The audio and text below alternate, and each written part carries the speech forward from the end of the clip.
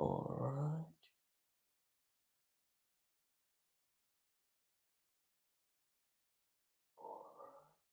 right. Hello, everyone, and welcome to the Hornet Talk podcast. It's me, Harry Phillips, your host for today, and I'm joined with Owen. How are you, Owen? I'm all right. I mean, it was a tough couple of days with England's drawing and obviously Scotland's capitulation at the hands of Brazil and relying on other results, which looks like it will not be happening. Well, obviously, one of them does involve this group. Um, we'll be keeping an eye on, or I will definitely be keeping an eye on Senegal versus Iraq. So I will say any updates that come from that. For Scotland's hopes, if there are Scotland fans watching this, we will need an Iraq draw or Iraq win, or draw between Iraq and Senegal, or an Iraq win by less than 3 goals. Would get any sort of chance to continue any chance of Scotland continuing a chance at the round of 32. But with France and Norway, as we're going to talk about, obviously both teams are qualified and all the rest 10 players, which makes me think they're not worried about this game. Fair enough. I saw it a couple of seconds ago that Scotland need like 4 results, and they all have to go perfectly for them to be able to go through to the round of 32. And one of them will be an Iraq Senegal. So I have just had kickoff. What about you? I would just. Sorry, I'm on Iraq Senegal. Let me go to France. That's okay. Okay, you watch Iraq Senegal. I'll watch Norway France. It'll just be easier that way. All right. So in Norway France at the moment, Mbappe is right now running onto goal. Oh, and Mbappe has hit the crossbar. Just after 1 minute, just after 25 seconds, it's already been the flying start. In goal for Norway today is Watford goalkeeper Egil Selvik, and he's going to be under a lot of shots today. I'll tell you that for free. He's going to need a Cape Verde goalkeeper performance to be able to make sure there's no goals in this game, with the likes of Kylian Mbappe, Michael Elise, and so on. Just before we continue, what's your prediction for this game today, France-Norway, Owen?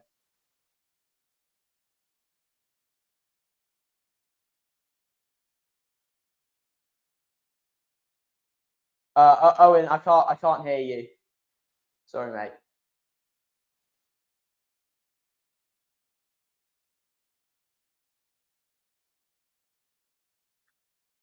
Sorry about that. It's all right.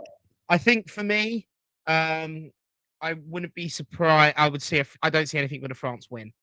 Norway have made their 10 changes and are looking at just the next round, whilst France are looking to.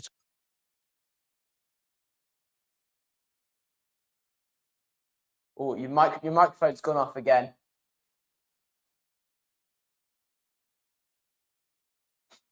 It's all right. I'll go while you're trying to figure out the microphone situation. My prediction is going to be a 5-1 thrashing by France. I just can't see another result apart from that. Norway has admitted defeat before kickoff, and it's basically just giving the players who won't play a chance to be able to say to their grandkids that they played at the World Cup with the likes of like Egil Selvik. Although right now Dembele just make a terrible touch out of play. So 5-1 to France. What's your scoreline, Owen? I think for me, I'm going to go on the same line. I'm going to go 4-0 because you look at Kylian Mbappe. You know he's on 16 goals. He's only 2 behind Messi, and obviously Messi broke the record of closer a couple days ago. Mbappe's only 1 away from beating closer after matching it in the last game. Mental that Closer came into this World Cup first, and he could even get out of this World Cup as the 3rd top scorer, which is quite insane, to be honest, considering we know what Closer's record was in the World Cup.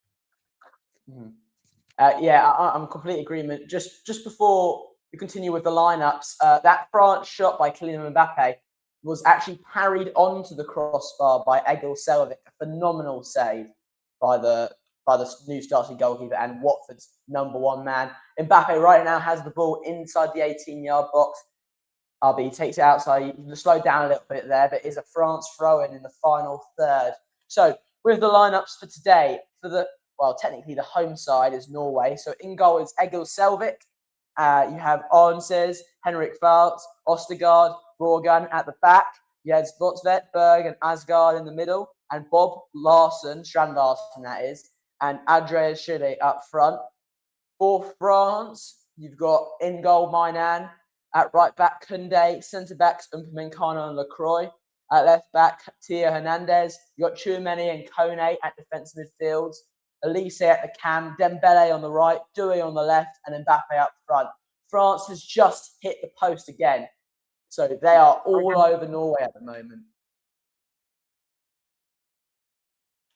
It's right behind. It's been in the Senegal game. Senegal have just scored from a corner. Great header, and Scotland's hopes of a World Cup might have starting to fade again. But there is a hint of offside. We will see if that does come true or not. But yeah, not a good start for a Scotland fan. Senegal obviously looking to get themselves into the next round as a great start if you're an team. England fan, though.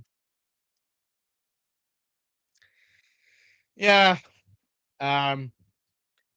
So there we go. So yeah, there's no hint of offside. He has kicked back off. So Senegal take the lead here in Canada. Fair enough, mate. From Scotland's point of view, do you think the players are upset with their performance against Brazil, or do you feel like they? In my point of view, I feel they put it upon themselves. And honestly, that goal they disallowed, I don't think ever should have been disallowed. The Scotland player kicked Vinicius Junior. So in that aspect, they kind of got away with one. But all the goals, I believe, could have been avoided. And so, do you think the Scotland players are right now kicking themselves in anger? Yeah.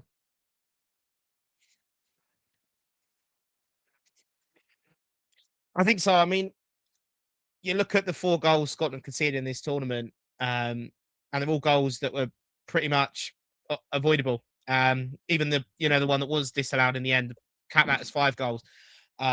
Morocco game, Henley's decided to not hold the line behind his defenders. That's cost the goal there early on. Brazil, obviously, Hendry with a miss twice, and then no tracking back, and Angus Gunn basically in no man's land for the second and the third again. I'm sorry to interrupt there, Owen, but there has been a goal for France.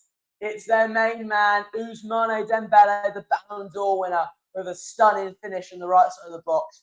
It is 1-0 here in Boston, and it was a fantastic finish.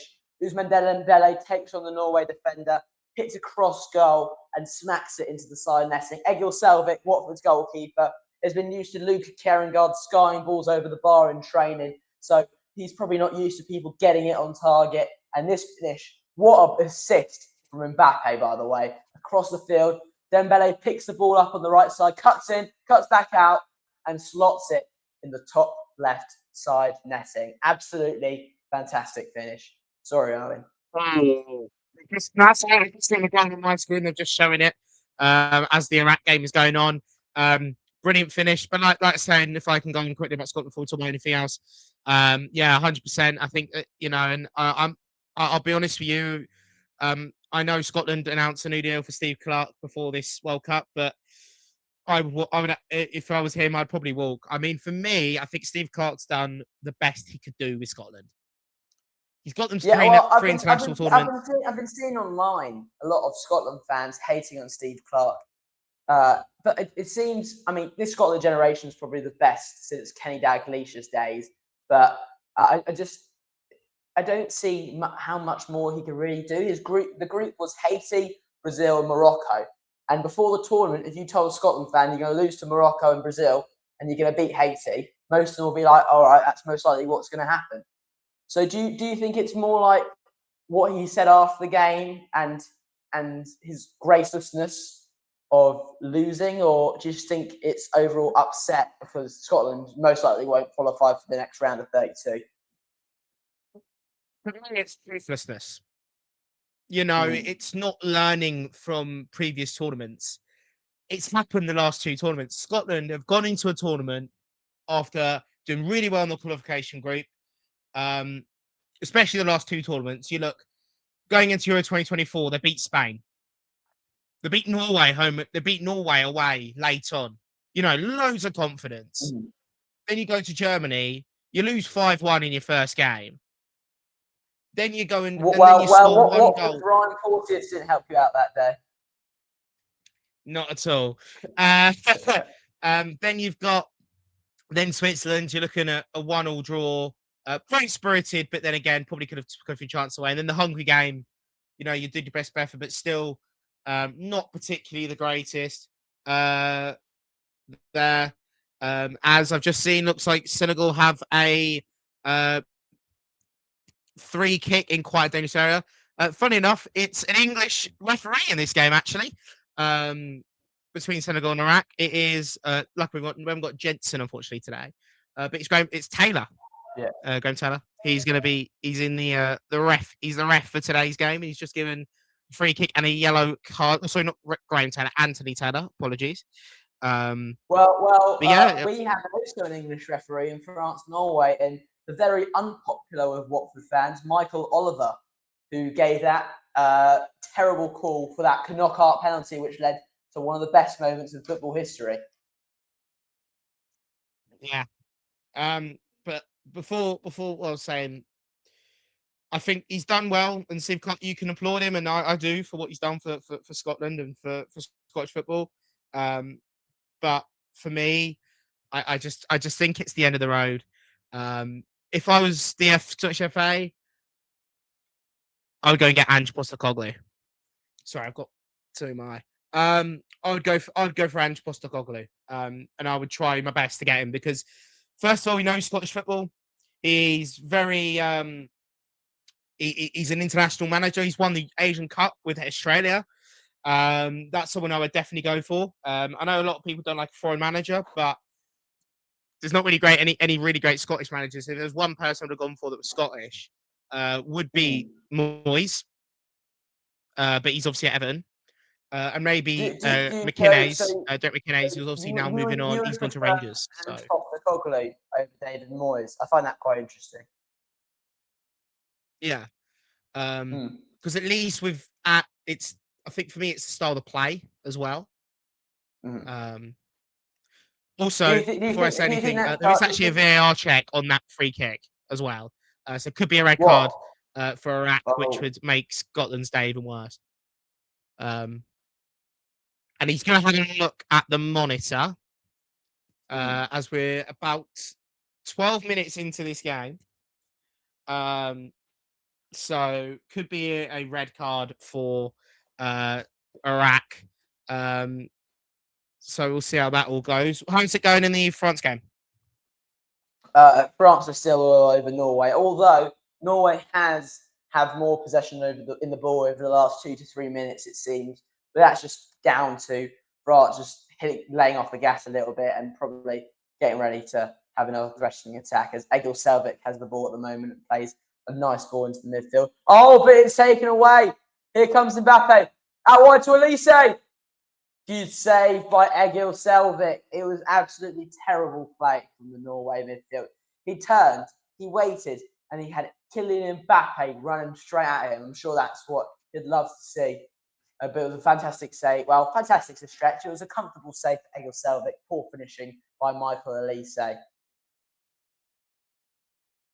How's it? How's the red card check going on in Iraq? It's just about to be done. I haven't got the volume on, but I imagine we're going to see it very soon. I believe it is a red card. He did rip Mane's shirt.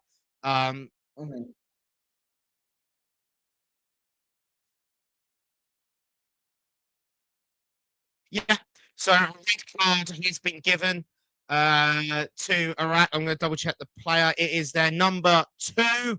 The number 2, Ruben Salaka, has been sent off for a dog-so offence. So again, it gets bad to worse for Iraq, and their opportunity at maybe getting out of the group is probably done. They needed a 3-goal win to get any chance out of the group. And now they're a goal down and a man down. And it's put Senegal now in real position and probably has now eliminated Scotland. It now means Scotland basically need 4 out of 6 of the games playing right now out of the groups. They're now going to need 4 from 5. If this result Norway with a clear-cut chance by Strand Larsen. He had to score. If that's Erling Haaland, in my opinion, that's in the back of the net. Oh, what? He took... So, Jorgensen crossed the ball in the box, and Strand Larsen took the ball down and smacked it. It was just a perfect touch, but the finish was just not there.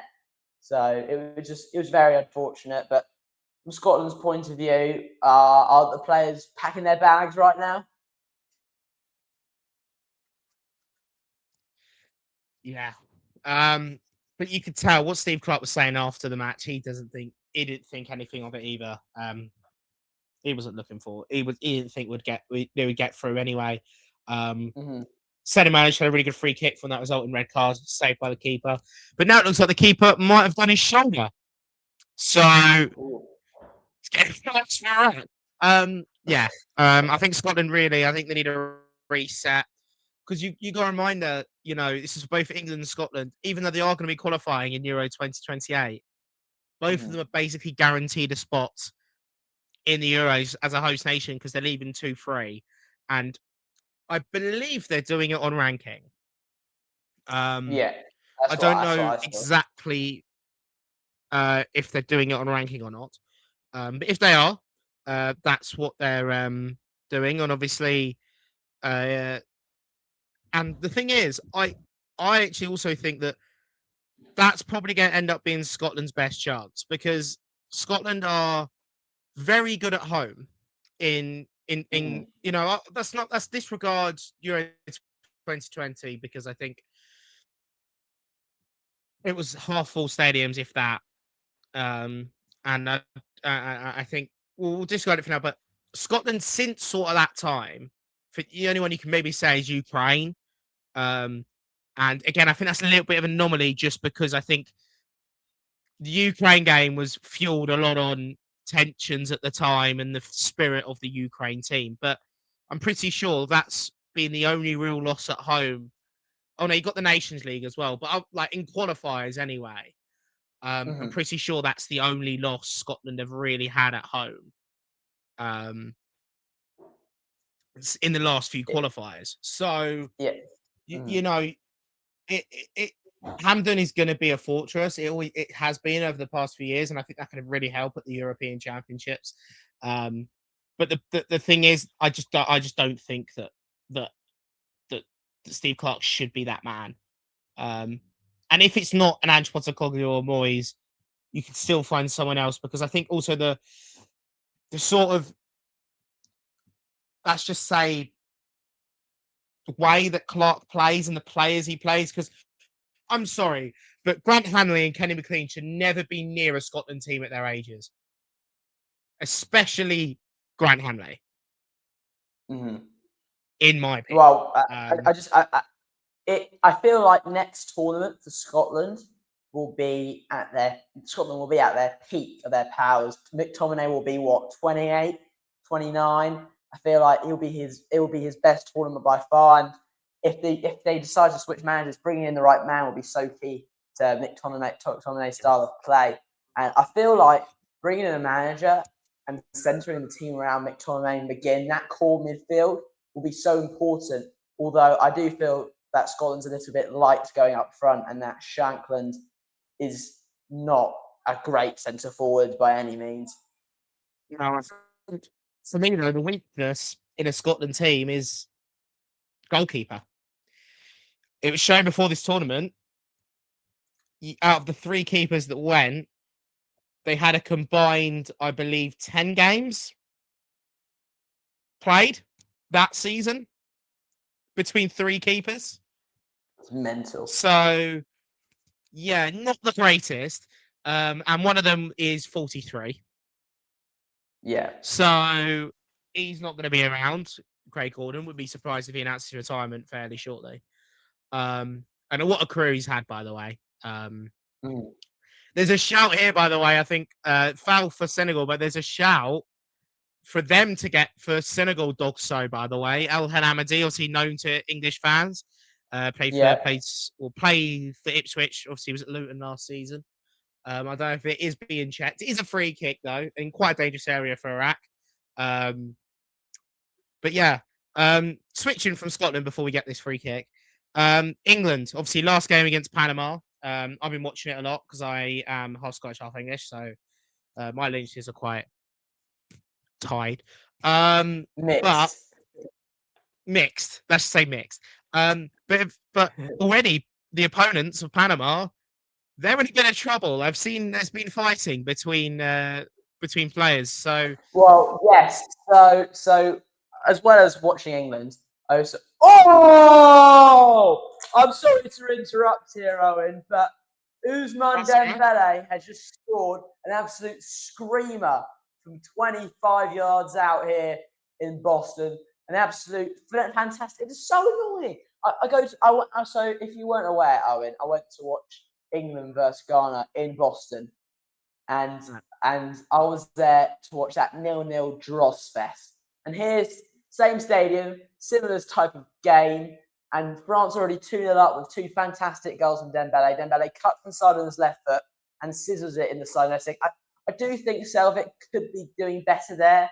It's just right next to him, but fantastic finish from Ousmane Dembele, and giving that type of player that amount of space is just terrible choice by the Norwegian side. And Didier Deschamps, you may not know, is not at this game today, as his mother has passed away. His mother has passed away, which is what Fabrizio Romano reported. So it is one of their assistant managers taking charge today. So a lovely moment for Dembele, celebrating with the French bench.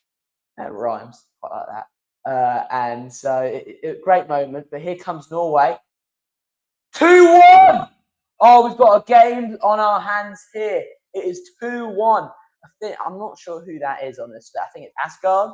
But what a fantastic finish from Norway, just getting a goal straight away after the French goal. It is 2-1. Absolutely fantastic goal. What is that? What is that known in football? Is otherwise known as a swift reply. If you know, you know. Yeah. But yeah, it's just coming up on my feed. The Dembele goal is brilliant, by the way, and I'm just seeing the literally straight from kickoff. It's like you're playing FIFA, lads. It's FIFA kickoff or FC or whatever they call it now. I'd still call it FIFA. I don't really play. I play Football Manager now, and I don't like the new football. I don't really like the new. I feel like, well, I've got the Football Manager on the Xbox, and for me, it's just so on the Xbox. It's so far away, I can't see it. I need to put it on my PC. I like it on the PC. I know we are rambling, but I do like it on the PC. I think it's really cool. And yeah, well, the thing is, I have a lot less free time now because I try and go to a lot of sporting stuff. Like I've been trying to go to loads of football games. I'm a big wrestling fan, so I try to go to those. Literally going to a show tomorrow, which I'm very excited about. And yeah, I'm watching loads of World Cup as at the moment. I'm very excited for the knockout rounds though. Like a 32 team, not like it's gonna be. It's even though I'm not particularly a big fan. I think I'm one of those in favor of. I know they're not going to increase it to decrease it back to 32. But I think if you're gonna do this, you're gonna have to increase into 64 teams, in my opinion. Anyway. I don't like how third place teams can get through. I think it ruins the group stage a little bit. I mean, I love the tournament just to go back to 32 teams. It worked, but I don't feel like FIFA would ever do that. So if it's between 48 teams or 6 teams, I would much rather top two go through. So it would have to go back to 64. So we'll see what FIFA does for the next World Cup. Michael Elise has the ball on the right wing. But going back to what we were saying earlier about England and Panama, as well as watching England, as I do living in America, I do watch quite a lot of America's games in the CONCACAF, and that's the likes of Paraguay, etc., etc. One of the main teams in the CONCACAF is Panama recently, and they've improved so much since their 2018 World Cup appearance, and it's only been an uptick since then. If you do remember, England smacked Panama 5-1, I believe, in the 2018 World Cup, with Harry Kane scoring that little flick goal. It was a shot and it flicked off his leg and popped up. And just one of my memories from that great tournament with England, which ended so sadly. But that Panama team since then has only gone to improve and consistently staying with their manager and their philosophy. And they're kind of like the Millwall of the CONCACAF. I feel that's a good comparison for them. You don't want to play against them. They're not nice to play against. Like they pick up the occasional win against Canada, USA, and Mexico, and they cause mayhem for those type of teams. Now, most of the time, they finish them away, and it shouldn't be a problem for England, but you can't go into the game and think it's the Panama from 8 years ago, not at all. So, yeah, that's my hot takes with Panama. Yeah. This is another hot take I have about international football and that. Especially if, for example, which I think they will do at one point, by the way, because FIFA want as much money as possible. They're going to increase this tournament to 64 teams, and I think it's in the next 20 years. And if that happens, I think you should merge CONCACAF and CONMEBOL.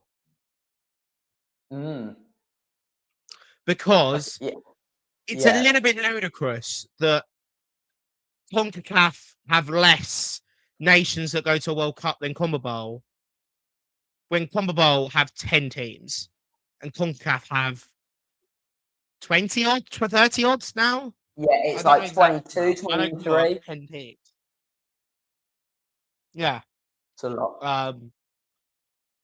Because if you go into and yes, it'll be a massive confederation, and you'll probably end up giving more teams to them. But then if you do end up doing, as we're in a hydration break, by the way, with Senegal Iraq, it's just finished. So we're at the hydration break. Yeah. With it, you're going to end up taking 8 teams from the CONMEBOL to a World Cup. What's the point of having a qualification, really?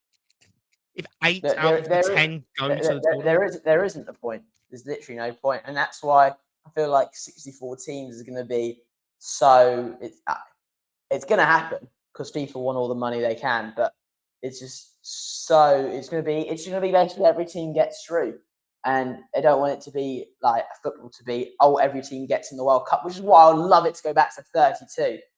Because I just World Cup shouldn't be just given away. This tournament 48, I think it's pushing it.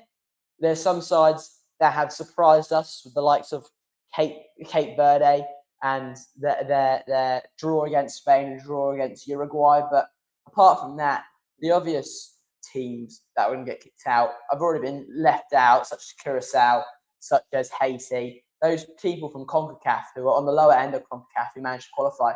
If more of those CONCACAF teams come in, it's just going to be free. The groups aren't going to matter. And yes, there will be 1 or 2 groups that will still have a group of death, but there's other teams that will just fly by, and it'll be pointless, the group stage, and it'll kind of take away what the World Cup means. So going back to those 2 teams would be my ideal thing. Maybe trying to figure out a way they can do 5 teams in a group and top 2. Just figuring out different ways to do it, because I feel 64 just be too many. I also think that they need to get rid of hosts being hot 1 in their groups, because again, this is probably being biased towards Scotland, but how are Brazil and Morocco in the same group? They're top 10 in the world. They shouldn't, in this format, they shouldn't be in the same group. In my opinion, I know they have to be in certain groups, which is fine. But in my opinion, if you're a host, you still should be in the group that you should be, your pot you should be in. I agree. Like, the prime example for me is Canada's group. Canada's group, I cannot really be, I don't really care to watch that group. Switzerland, Canada, Qatar, and Bosnia is not a competitive group. It's not. No. They're groups of average nations. just pure average nations, and I don't see, and that's an example of what many groups would be if we made it 64 groups. They just become more Canada and Bosnia in this group, and Canada no way should be in pot one. They should not have any advantage being a host nation apart from the fact that they're playing in their home country. So I'd agree with you there. Norway is currently struggling a ball over the line, but my nan has picked it up and prevented them from doing so. It is quite chaotic here in Boston, but it seems like France is trying to steady the ship by keeping some possession right now. Desiree Doué has the ball. He was missing in their last game against Senegal. Oh, no, sorry, Iraq. He did not start. France is just keeping possession at the moment, trying to steady the ship. What's going on? Was that Senegal? I assume it wasn't given a red card for that Dog's challenge. Apologies for not going back on it. Iraq have been a bit of time, not shot on goal, but Senegal look well in control now. They've got the extra man, and they, as long as and with the extra goal, I don't see Iraq getting back from this unless some kind of another yellow card or a red card for Senegal, or a set piece, really. Obviously, I'm going to really hope Iraq can get a goal and sit on it, because they have a chance to get themselves out of the group if they can win by a certain amount of goals, or at least go home with a bit of pride. But it just doesn't seem that way. Senegal look a lot better than the teams that they think. But going off what you were saying earlier about the teams that maybe didn't deserve to go there, I know a lot of people have said Scotland and Cape Verde, for example, before they did really well. But Scotland would have made a 32-team World Cup because they won the qualification group. Cape Verde would have because they won their African qualification group. They beat Cameroon in their group, I'm pretty sure, Cape Verde. Yeah, they did. So, those are the sort of countries. And by the way, Cape Verde has been such a refreshing team to watch at a World Cup because they haven't been scared to go for it, especially against Uruguay. That's probably been my favourite game of the World Cup so far, has been Uruguay versus Cape Verde. I also said Uruguay being my dark horses, and that has not gone well at all. But no, my dark horses Ghana have been looking good though. So I was very yeah. I'm really impressed by Ghana against England, to be honest with you. I know a lot of people weren't because of their defensive, but then again, most teams against England, if you're where Ghana are in the rankings, are going to do that. And Ghana, by the way, have had a great turnaround. They finished bottom of their qualification group in AFCON. They didn't make the last AFCON, so they've had a really good sort of recovery. It's been a quite turbulent few years for them, but now they've got a really good base of players. You're talking Semenyo, you're talking even some of their more experienced stars. I'm sorry to interrupt you, Owen, but Ousmane Dembele has got his third goal. What is going on? He is having the game of his lifetime, and I'm very glad I picked him in my World Cup fantasy football team. But he's rocking it. He's doing his hat-trick celebration right now. It was a fantastic finish. It was very similar to his second goal, and just Norway are not learning. They're giving Dembele so much space on that side. He was able to take 5 touches and cut in, and then shoot. Yeah. I do think there was a slight deflection on the shot. I'll have to watch it back. There was a tiny deflection pushing it out wide for Selvik. He could not really do much about it. But 3-1 to France. Absolutely fantastic goals by Ousmane Dembele. Again, my 5-1 goal line is coming in clutch here, Owen. I know. I mean, for me, we've just had a really, really good chance for Senegal actually to increase their lead. Literally a great shot from outside the box, and it's just gone wide. And it was the number 14 of Jacobs. just missing past the post. But Senegal, like I've said, right in contention at the moment. Right on top, and I don't see it going any other way, to be honest with you. I hope not. I hope Iraq can get themselves into the game, but is it very not still boring, possible that Scotland can very qualify great first even half with a for Senegal Senegal. win? With the Senegal win, can Scotland still qualify if, like, the likes of Algeria get pumped by Austria? So it'll be 4 from 5. So we basically going into the rest of the games. I don't know where. Let me see if I can get because I know there's some really good tables by some people that are showing how we can get ourselves through. And basically, tonight's games anyway, because obviously we've got quite a lot of games later this evening, don't we? Spain, Uruguay, a big one. Yeah. So in the game at 1 a.m., Uruguay, Spain. So in that group, we will need Scotland will need they'll need Spain to win. So if Spain win or draw, Spain. Just the Spain win. I think if Spain win that game, then that's one of the 4 that Scotland need.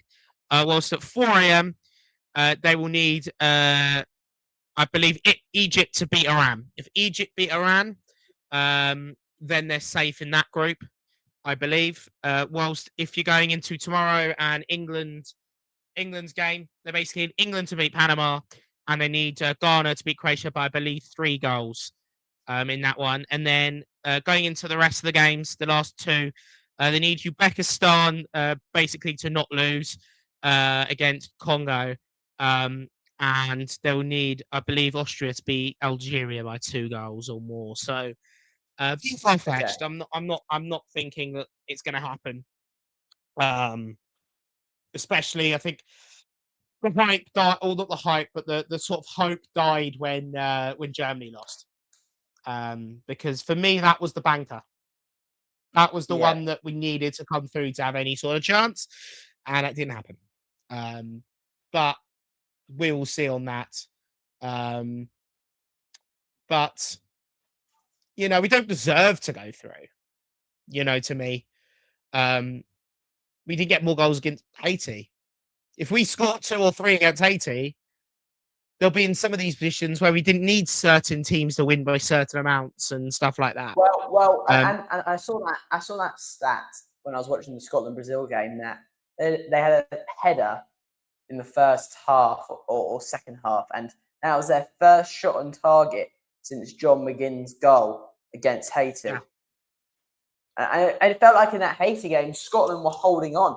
And I mean, whether that's right or wrong, the fact that you're holding on against a win against Haiti just proves, I just don't think, regardless if I'm not the biggest fans of Scotland or not, you're holding against a win against Haiti, you don't really deserve to get through, in my opinion. And Scotland played well. Scotland played well in that game against Morocco and were unlucky. I do believe that was a 50-50 chance with that penalty, and that I think if that was Mohamed Salah or a Kylian Mbappe falling over rather than John McGinn, it could have been looked at differently. But I just feel like and the red card as well.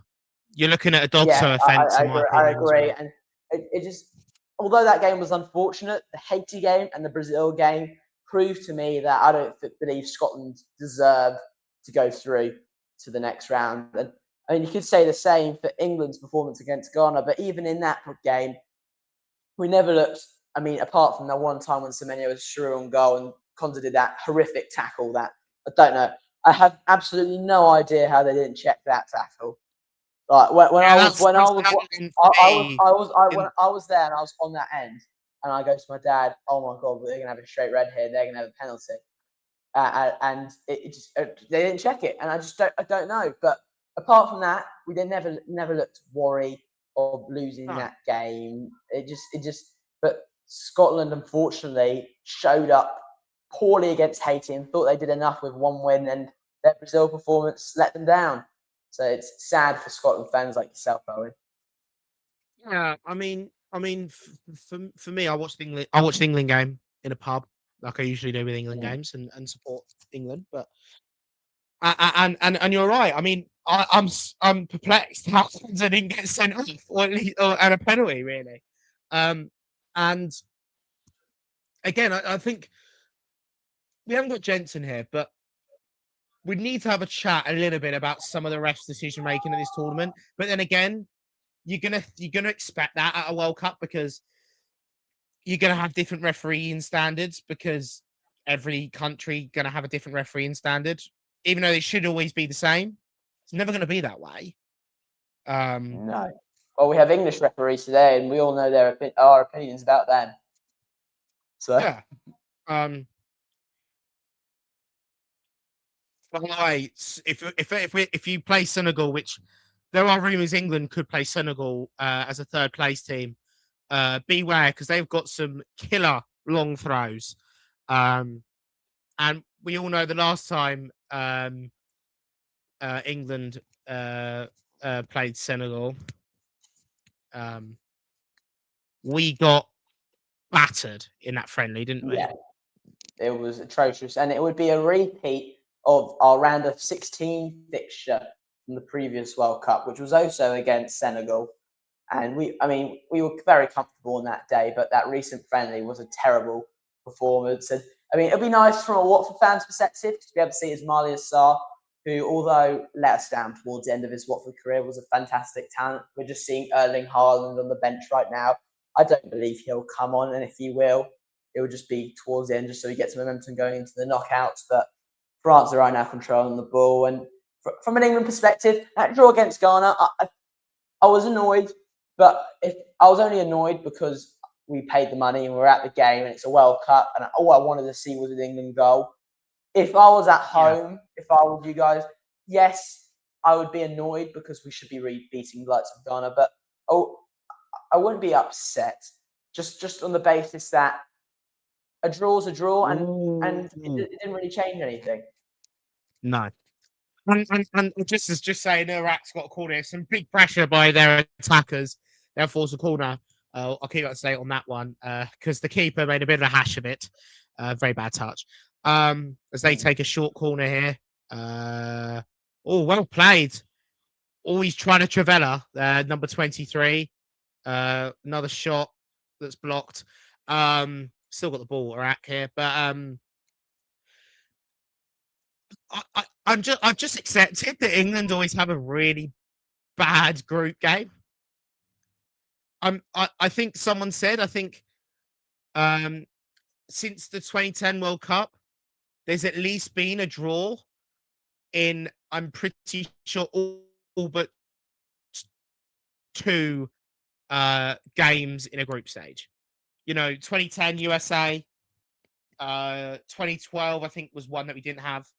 2014 Costa Rica, 2016 Slovakia, didn't have one in 2018, 2020 Scotland, 2022 USA, 2024 Serbia, not Serbia, sorry, Slovenia, and Denmark. Slovenia and Denmark, yes. Bear in mind, I was in England for that tournament. Funny enough, and my dad went to the Euro final, and we all know how that went. Yeah, I mean, the final 2 group games, I was in holiday. I was in Lanzarote, in Spain. Oh, okay. And it was very nice. I mean, the games weren't, but I mean, I watched the Denmark game with some tapas, so at least I had some tapas to quench the pain to accompany that general performance. Yeah. Here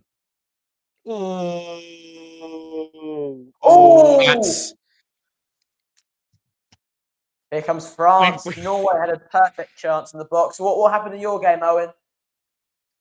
Keeper's gone down. Keeper's base has come to collect it, and Senegal player with his right, he's trying to go for the ball, and basically it was about 4 different players trying to go for the ball, and the goalkeeper's basically just been looks like the goalkeeper's been kneed in the head by his own player.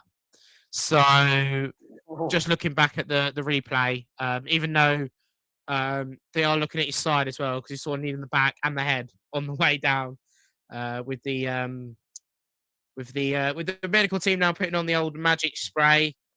No magic sponge, but it will do.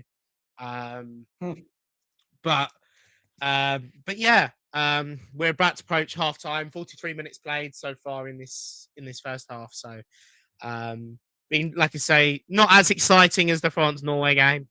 Dembele looking why he is a Ballon d'Or winner.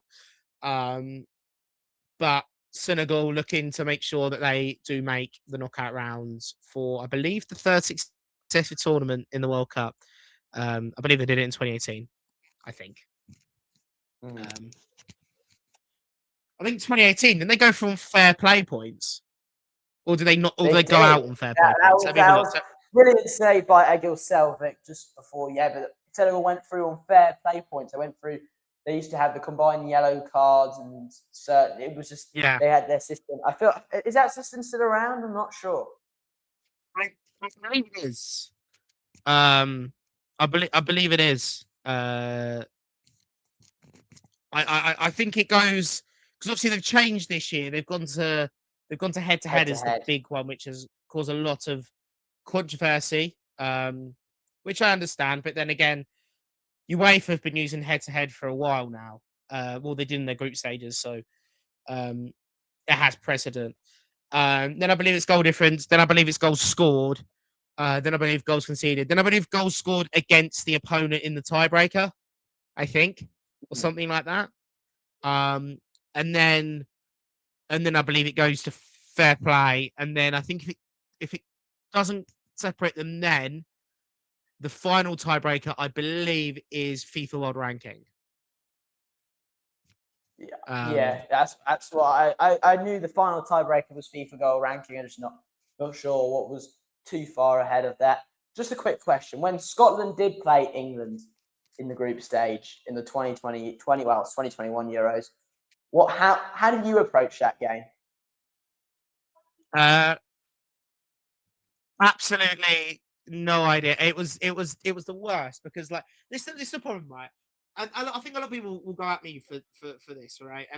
And fair enough, it's, your opinion, and that's the thing. But it's sorry, Senegal's had a really good chance, come through the box, Sadio Mane, just whisked past the post. Remember those when he's playing Liverpool? But I've always been brought up as English and Scottish, embracing both my loyalties. But when that game came on, I'm English. If England play Scotland, I'm always supporting England, because that's, I was born in England. I have an English mum.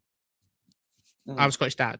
But at the end of the day, I was born in England. But I've always felt, especially over the past few years, I've things in my life and stuff, that I've grown a lot more into like following what Scottish roots and stuff, and same with England loyalty. So I am dragging out this question, but yeah, that day was sort of England, because my dad also says you're English for England. But I'm always going to have that loyalty to both. But that same, other people have that same loyalty. It's just, Yes. One of Liam has that similar. As his mother's I know there's people I know that support. They're English, and they also, because of their roots, they support Curacao or Ghana or Ivory Coast, for example. So, so my grandma, my mum is half German. My grandmother studied German, so I do have a little bit of German. So England and Germany, which is a quite funny mixture of nations, I would say, to support international football. Although I would never buy myself a Germany shirt. For me, it's, if England gets knocked out, I support America if they're still in it, and if America gets knocked out, I will move on to Germany. Otherwise, I'm not.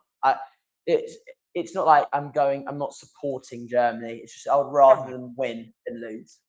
Like, so I think that's a bit different, because like you say, but like say for me, it's just because my dad was born in Scotland, and I felt a lot towards that recently. So, does your dad support Scotland?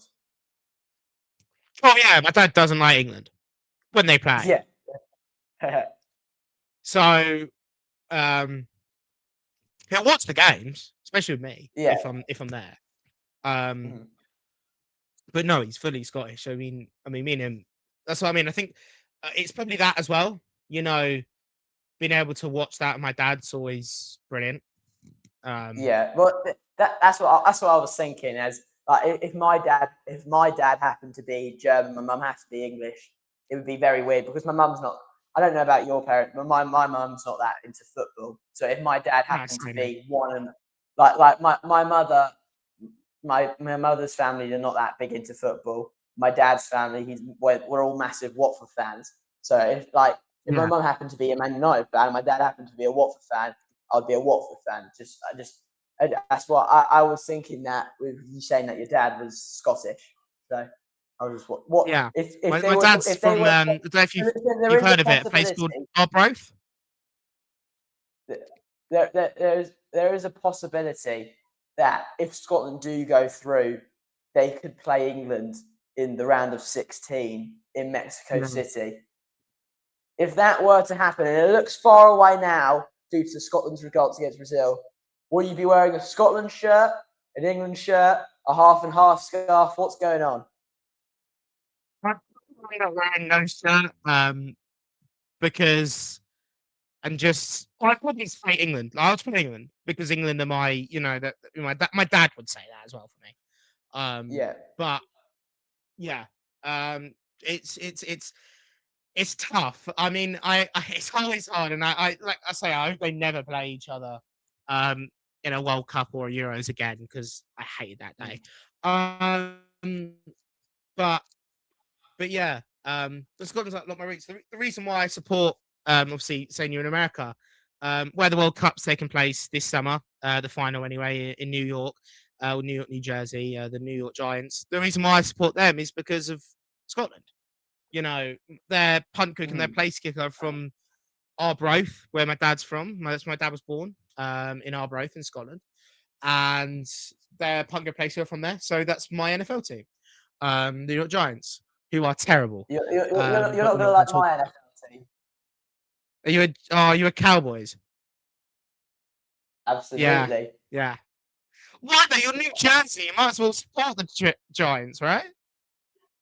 Well, so here was my original thinking. My brother, who's 2 years younger than me, when we moved here, we picked American football teams because and I've been the same team for Yeah. 10 years. I haven't swapped. And he Ah, goes, "Oh, I want to be a Giants fan," because my brother is rather, he's quite tall and big for his age. So when we moved here, the guy at the airport said, "You could probably play for the New York Giants one day." He was like 4 years old, and he's remembered that since because of his size. And so he said, "I want to be a Giants fan." So I went onto my dad's phone and looked up, well, who is Giants rivals, and I went, "All right, I'm gonna be a Cowboys fan." So that was my process in picking my Cowboys. team. Yeah. I mean, at least didn't pick the Jets. Mm. At least didn't pick the Jets. Yeah, well, no, that's like They're worse picking than us. Luton. But yeah, Luton. Oh, we got to play them again this year, Stephen Edge. I think Oh yeah, September. poor. Yeah, Not looking poor. forward to that. I mean, what's your thoughts regarding Stevenage this in that last season? I mean, for the season. I didn't expect to be where we were, and yeah, we had a bit of an iffy playoff run. At the end of the day, we did lose to Stockport, and we lost quite heavily. But Stockport are a good team. We put ourselves up to it. We had a good season overall. We did one over Luton, which is always funny when they won 3-2 away at Bolton, and we win off a very dodgy goal at the end, which was funny. Oh, that was so the one to get into the playoffs. That dodgy goal. Oh my god, that was ridiculous. And I mean, I've been to Stevenage Stadium for a friendly Watford versus Stevenage when I was over for that Euros. And if you remember, I don't know if you remember, but Quadro Bar's first appearance in a friendly for Watford, and he was just making fights left, right, and centre. I think the final score was 2-2 in that friendly. Yeah. Stevenage think I score was right at at that the game as end. well. Yeah, so it Yeah, I was think I was. it, I think I was very at that very game. nice stadium. Stevenage. And I remember I didn't watch the second leg between Stockport, but I watched the first leg, and that final goal in the last minute, I feel killed your momentum going into that second leg. And going to Stockport away is not the nicest place to be. No. No. Well, we're doing all right. We've made some good signings already. I think one's a bit unproven. We actually signed him after he had a loan deal at Woking, which is really funny considering Stevenage and Woking are or were rivals. It's weird to basically Stevenage don't really have rivals. We've never really had some because locally our localist team are you guys, Mm. but we're never rivals. We've never been rivals. We say Luton because they're local as well, but you're rivals of Luton. Even though there's always a little bit of needle between us two, because we were sort of their standby rivalry before they got back up to you, basically. We have quite a feisty thing with Leighton Orient now, but that's just because of Richie Wellens. And trying to think of like that's problem is Woking is a lot from the non-league days. By the way, it has just got 0-0 between half-time, between Iraq and Senegal. Senegal are 1-0 up. Iraq, we're having a man sent off. But yeah, we never really had Woking's from the non-league days. I don't remember it because I'm too young, but it was quite bad. It all started, I think, when they threw a brick through a supporters bus windshield, the window. That's why it's needle between Woking and Senegal fan. Senegal. Woking and Stevenage fans. I worked because I did last year and the year before that. I worked a bit at Brackley Town. Love Brackley, and they played Woking in an FA Cup qualifier, and I was doing some work for them. I was doing some video work for them. And I don't know if they heard my accent. I didn't mention to anyone I was a Stevenage fan. But I got called a lot of names I cannot say here because they're very, let's just say, naughty. But, Stevenage don't really have rivals that we've played. Well, I feel like you're a bit in like QPR's predicament, but with QPR, they try and pick rivals with everyone. Like QPR say their rivals are like Millwall and Watford, but Watford's rivals are Luton and Millwall's rivals are West Ham. So it just feel like you guys unfortunately don't find a right, and that could be a good thing because it means that you don't have those sacred. Derby days are great, but going forward to them, they usually end one way, and it's not really united. Like Watford and Luton. Luton always win at Luton. Watford always wins at Watford. I would much rather Luton not be anywhere near Watford and try and get 6 points from one team rather than have a 3 points out of 6. And so, seeing Luton rot in League One as a Watford fan is absolutely brilliant. And I hope Stevenage do their part in beating them again this season. Yeah, and it's always going to be. It's always a needle between Stevenage and Luton. It always has been now. I think just because we've met.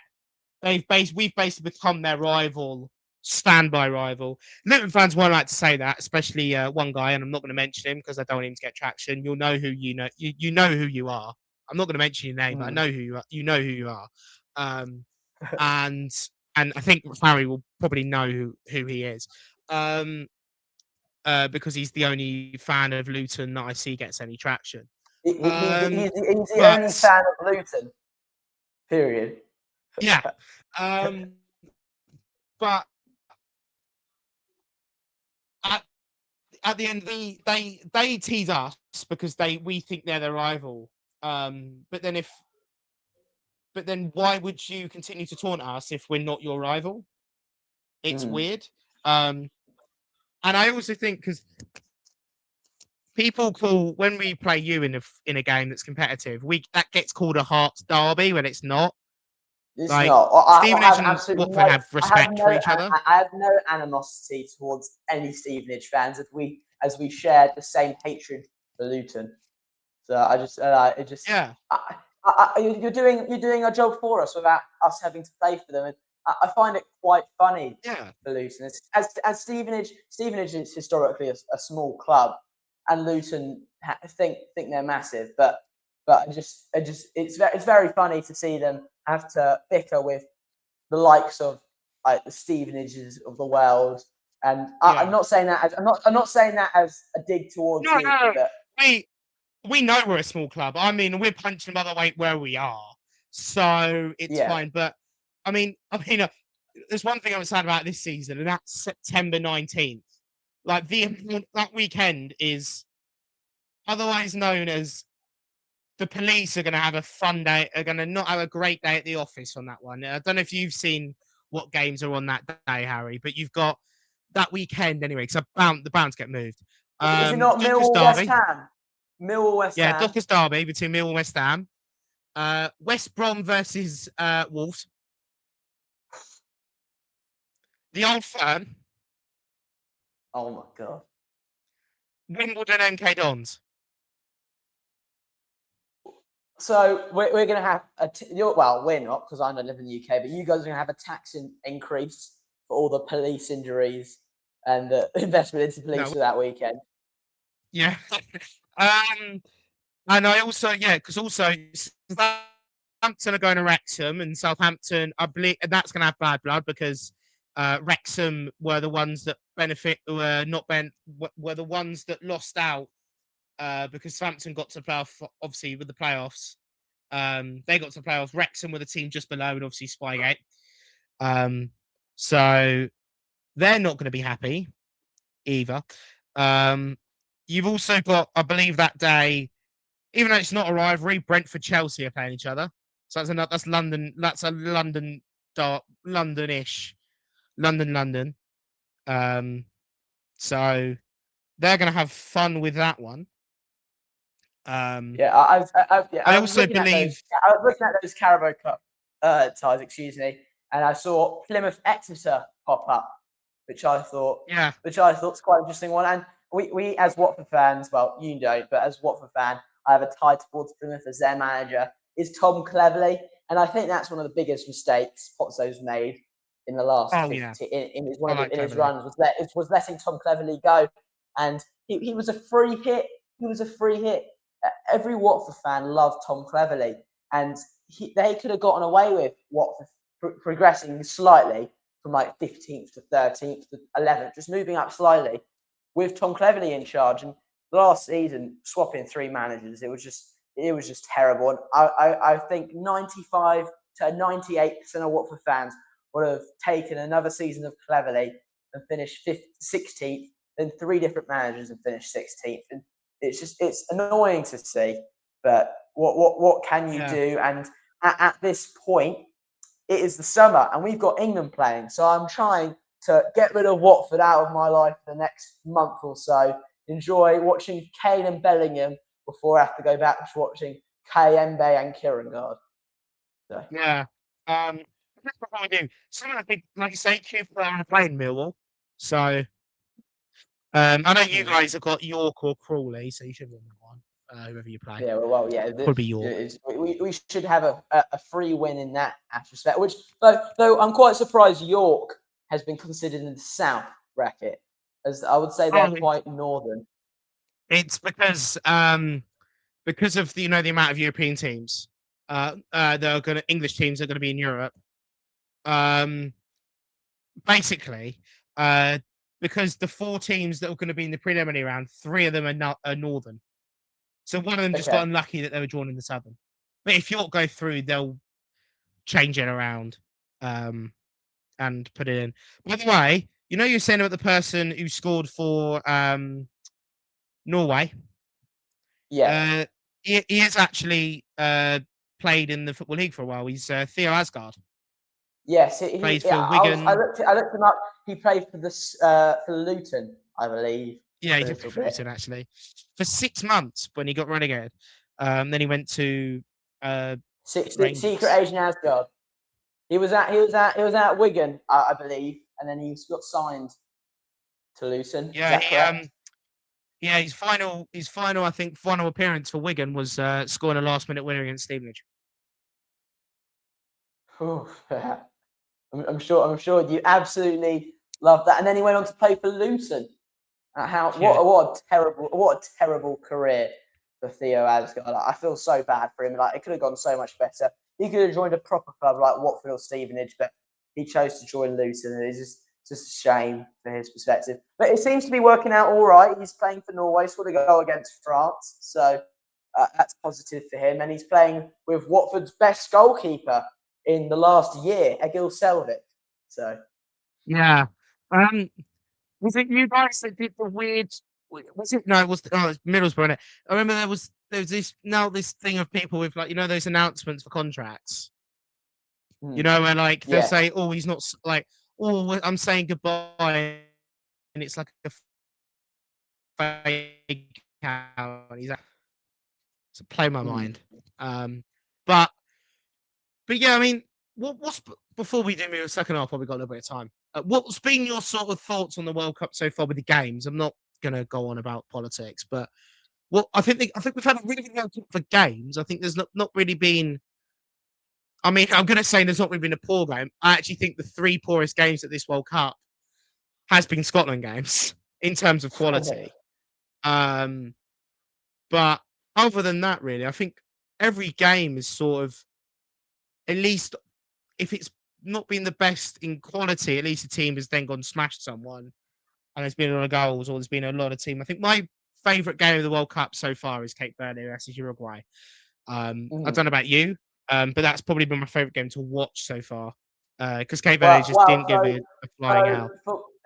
My perspective on the World Cup, I love international football. For me, is right up there next to club football. I know for a lot of people, club football's ahead, but for me, it's right up there, slightly behind. If they gave me the option between Watford getting promoted in England and in the World Cup, I wouldn't know which one to choose.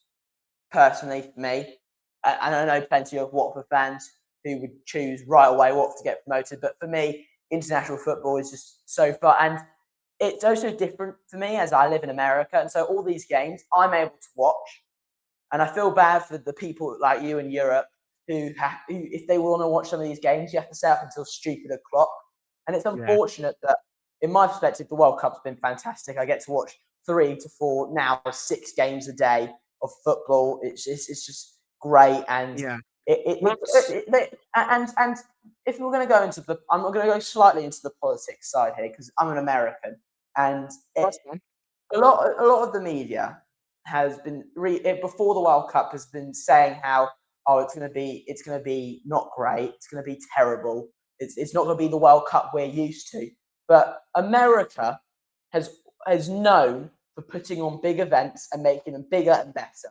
It's what we do. Yeah, we've done it for years. We've done it with the Super Bowl. We've done it with all the baseball, all the hockey, and all concerts. And we know how to do stuff big and know how to do stuff great. And this World Cup has just proven that it's all gone great. It's all gone perfect. Now there has been little bits and pieces that people can argue with and disagree with, but 99% of it has been perfect. And if the same people who are calling out America some people didn't call out Qatar in 2022, I would say it's a bit hypocritical from certain broadcasters and others. Also, I think a lot of the time when a World Cup gets going, it's usually brilliant because the fans carry it and everything. And America know how to put on a World Cup. 100%. I'm not going to lie with you. They've got the ability to do it. But like I say, I think both tournaments. Same. It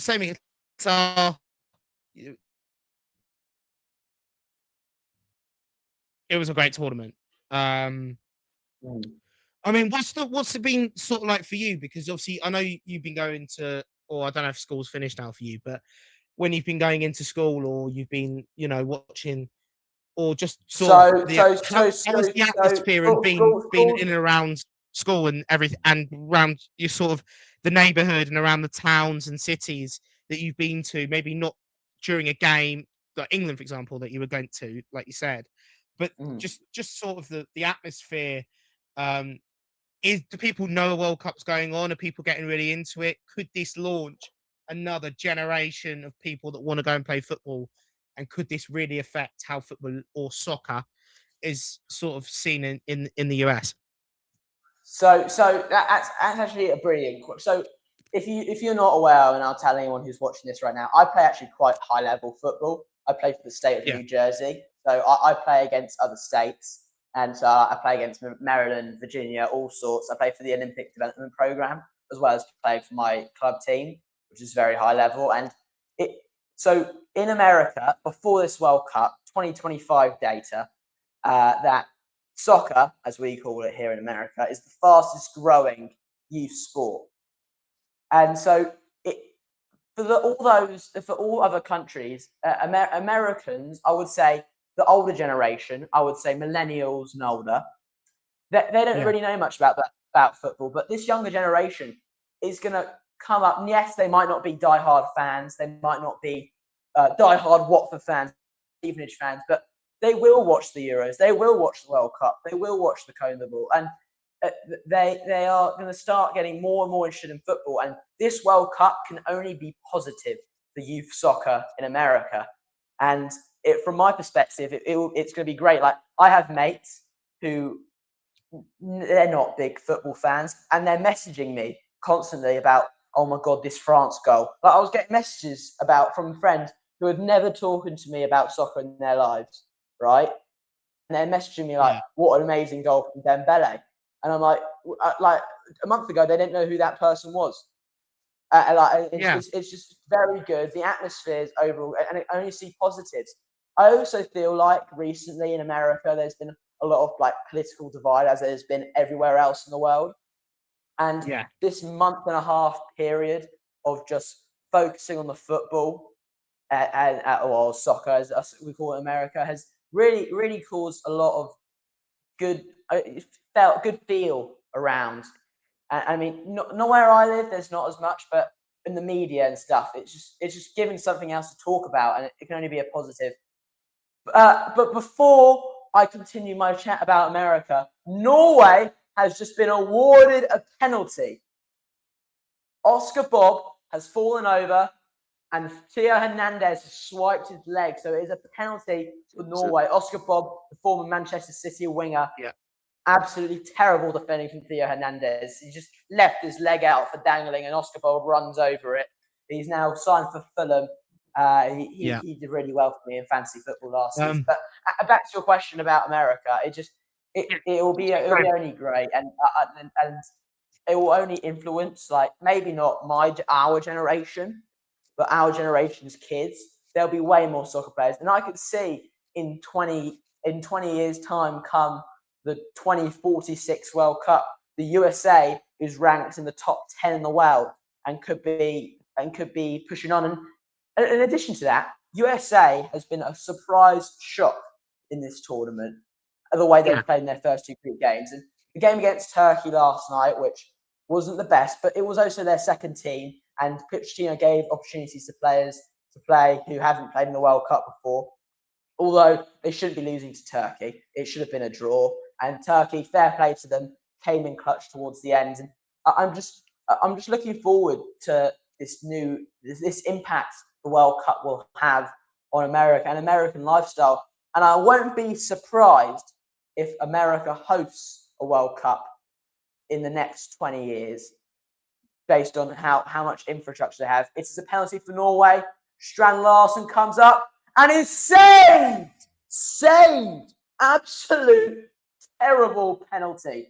He literally, what is he doing?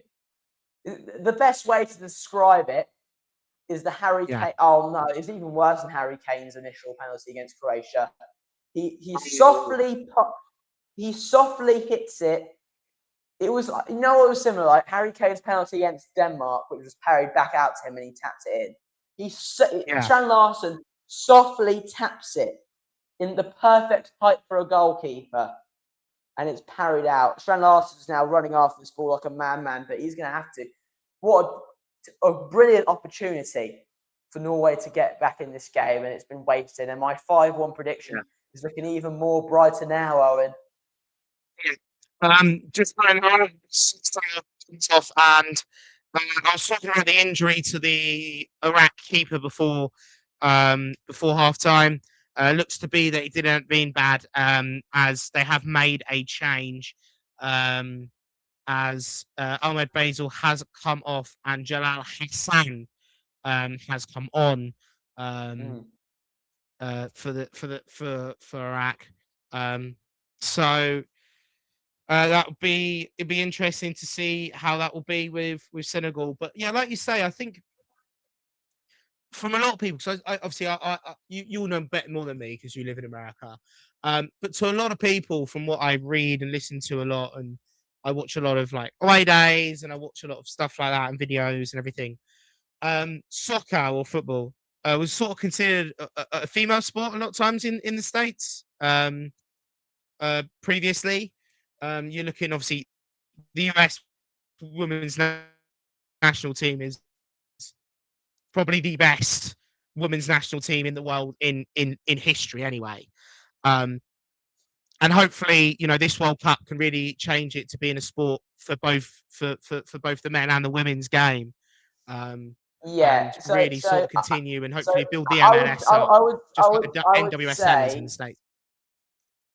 I would say, so when I moved here 10 years ago, I would say at that point it was considered like the women were known. It was soccer, it was known for women. But in these last 10 years, in this progression, it's become, again, as I said before, it's the fastest growing youth sport in America. And that's not just for women.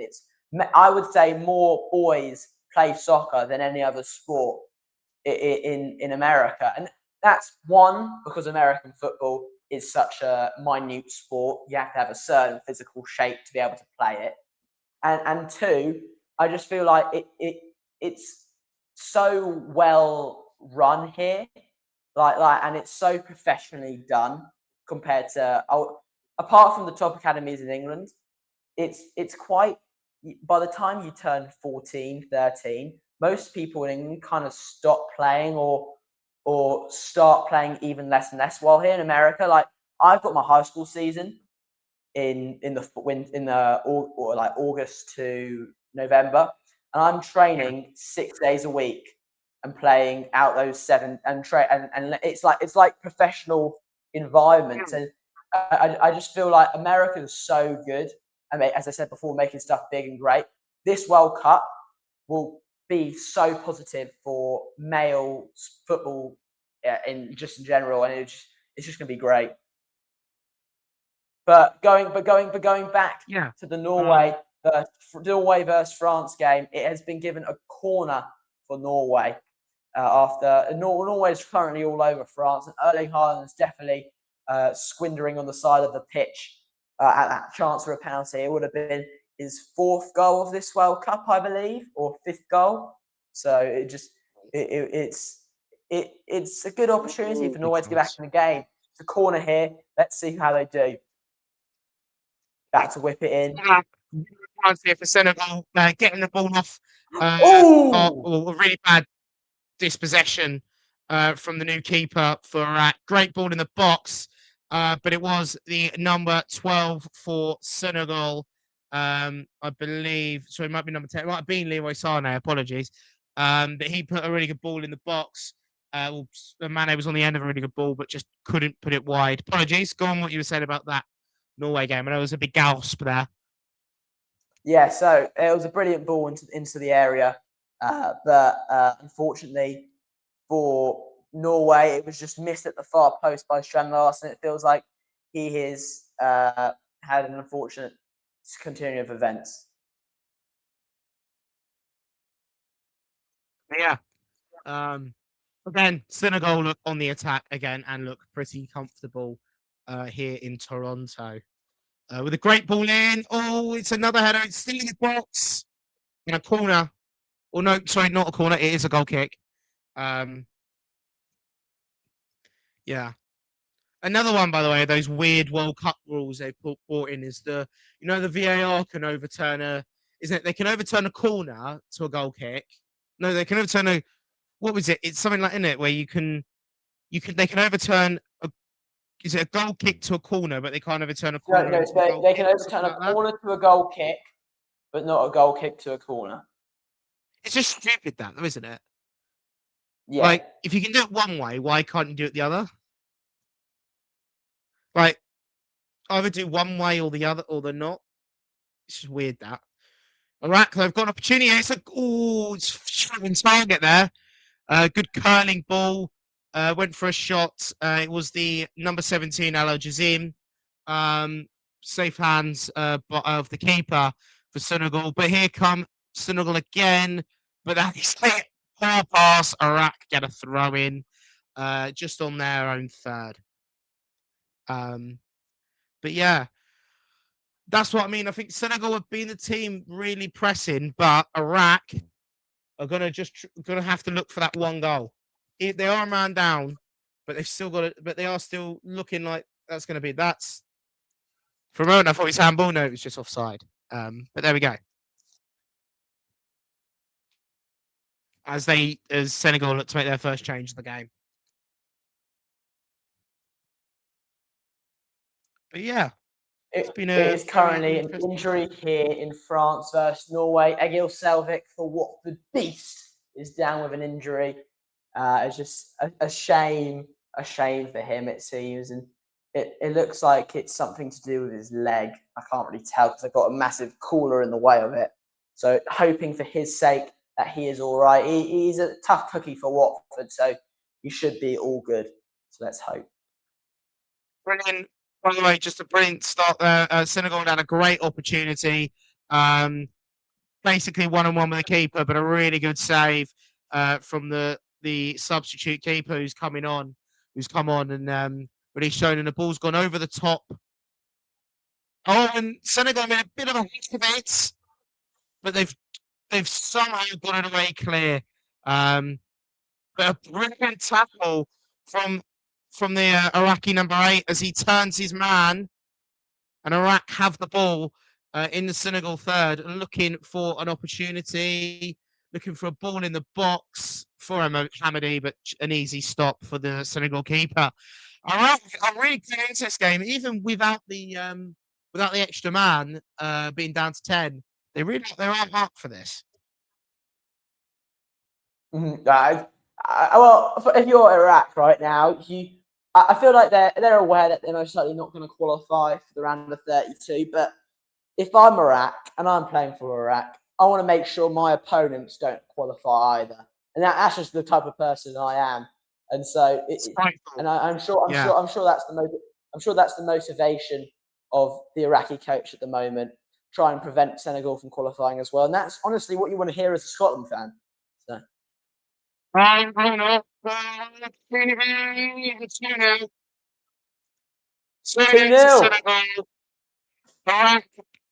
As I was saying, they were starting to get into the game, but they played themselves into danger, a bit like Scotland, and it's been cost there.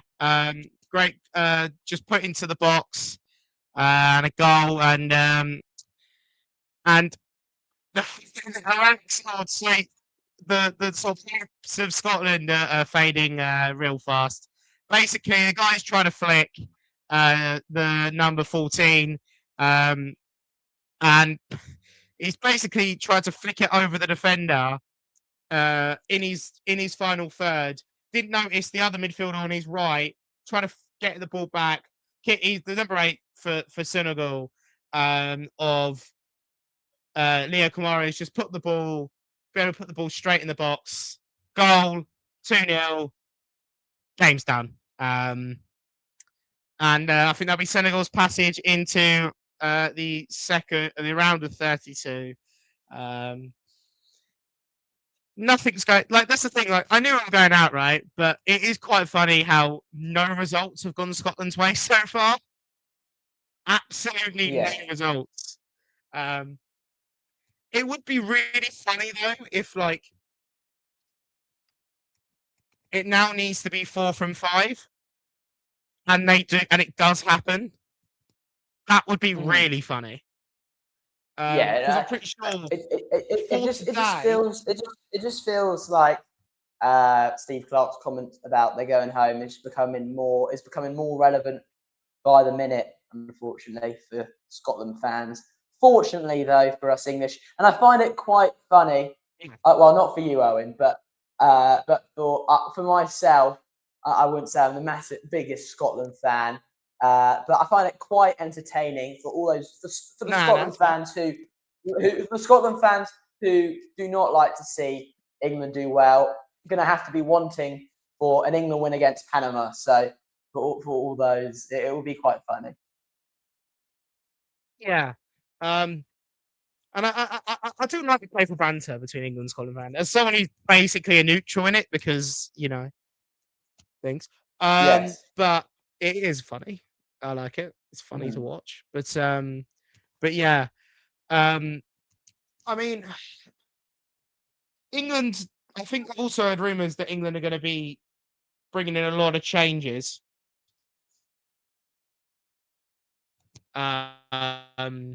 On tomorrow, which I think is the right thing to do. Freshen it up a little bit. I think if Saka's fit, you start him and Rashford. Here we go. Sorry, Senegal have got the ball back again. 3-0. But being dispossessed again. It's an unbelievable fight from number 26. Number 26. I believe Davies just come on. I'm pretty sure it's his first touch of the ball. He's coming on his left foot, about 20 yards from goal, and he's just smashed it.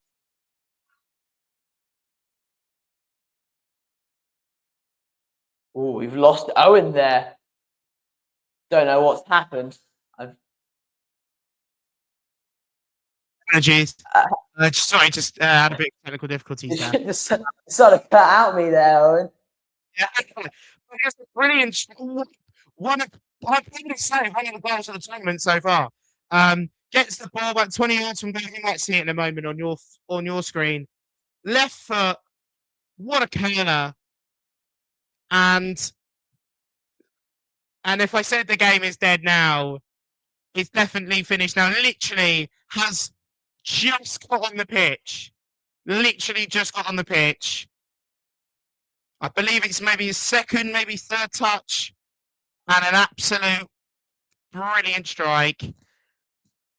And Senegal are living in dreamland, but we have got a free kick. Yeah.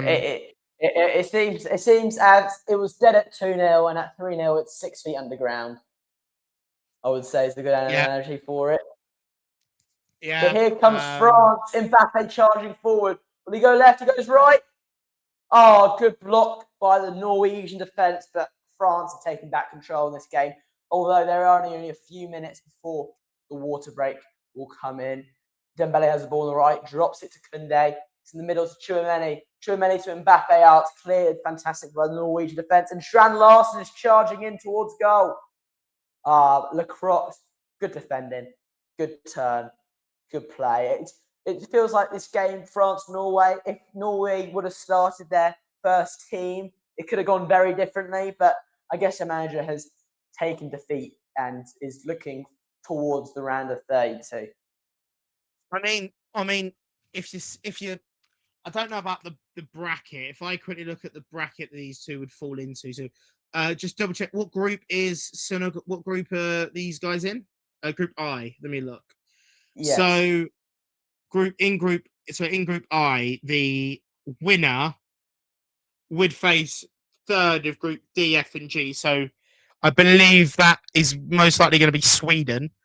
Whilst the runners up of group I will face Ivory Coast. And then the winner of Ivory Coast. So as it stands, it will be Ivory Coast against Norway. The winner of that will face Brazil or Japan. Okay. Whilst the winner of Group I, so for example, at the moment it's France. It will be France. It'll be a round of 16 game against either third in Group C, D, or F. I believe most likely it'll be third in Group D. And that will be and then the winner that will play Germany. Basically, Germany looks to be France will play Germany, and if Norway get through, it will be Brazil. Brazil v Norway is a very interesting prospect for me. Because I think it'll be that quite could even. be a big upset, and that is on England's side of the bracket. That would be if England come first in the group. Yeah, because not to me. I know is watching Brazil versus Scotland. Brazil don't actually look the greatest. No. Vinicius Junior is top class, and he's going to be. But like you said, a lot of Brazil's goals. Brazil's goal in the. I've watched 2 Brazil games. I didn't watch the Haiti game because it was at 1:30 in the morning, and I'm not waking up for that. And I had work in the morning. But I did watch their game against Morocco, and I watched the game against Scotland. Both times, the only person in the game that looked up for it really was Vinicius Junior. I Even agree. now, And so I've had the ability to watch all 3 Brazil games, and the Haiti game itself, Brazil was celebrating like they were in the World Cup final. They're beating Haiti, and they didn't look that impressive. Brazil scored all their goals in the first half, and I guess they laid off the gas in the second half. But I just felt like they didn't look that great. I mean, they just powered through a tiny Haiti side. They didn't use much pattern of play or anything like that. And so if I'm Norway, I'm going against a Brazil. Yes, you need to be wary of the likes of Vinicius Junior, Mateus Cunha, but other than that, going with confidence. You're going with confidence against that Brazilian side. I can see a positive result for them. yeah, and Brazil are facing Japan, and you know what you never do? Write off Japan. You never write off Japan. So that's going to be a tough game in itself. That's what England did in that friendly, and we managed to lose 1-0. So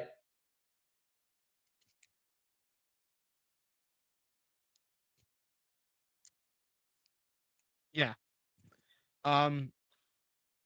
But yeah, this game just looks a bit more pedestrian now. Senegal versus Iraq.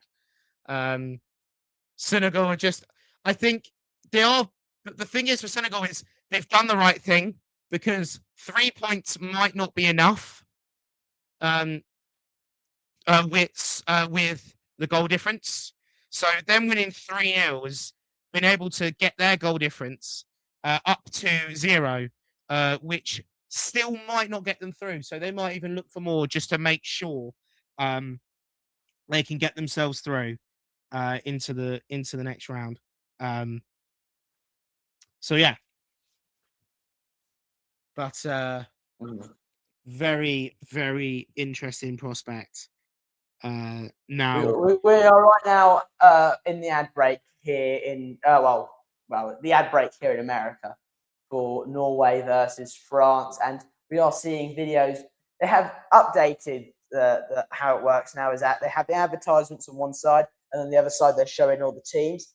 And there's a video of Norwegian fans balancing beer bottles on their head, which I thought was quite entertaining. Brilliant. You know, and they do that when they sort of show. Cause I'm a massive cricket fan myself. Like, I watch a lot of cricket. England played well. Also, England actually into Ireland today, so that's another big upset in the cricket.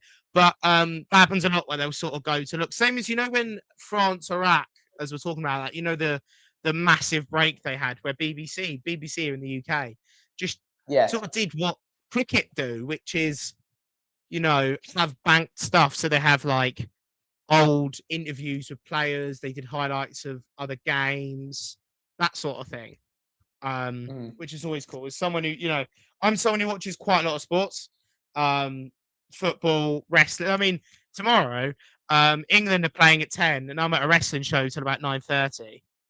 So it's going to be a bit of a rush home to get. Well, interesting enough, Owen. So I'm not. I wouldn't say I'm a top tier wrestling fan. I was when I was younger, but I've progressed on. But my dad and my brothers are absolutely massive wrestling fans. Like my brother JJ and my brother Zach. He's Zach's 13, JJ's 7, and we have like a signed ball of like wrestling. We have all like the Undertaker. The Undertaker's my personal favorite. Mick Foley, Hulk Hogan. And then like they have more of the recent ones with like Randy Orton and like Nikki Bella, I think is there. Yeah. My mum used to like to watch the Bella TV program they used to have. And then they used to have I know that one.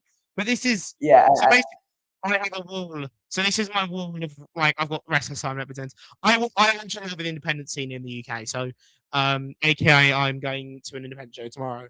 I'm actually going to All In at Wembley Stadium, which will be a lot of fun as well. That'd be cool. Yeah, I can't wait.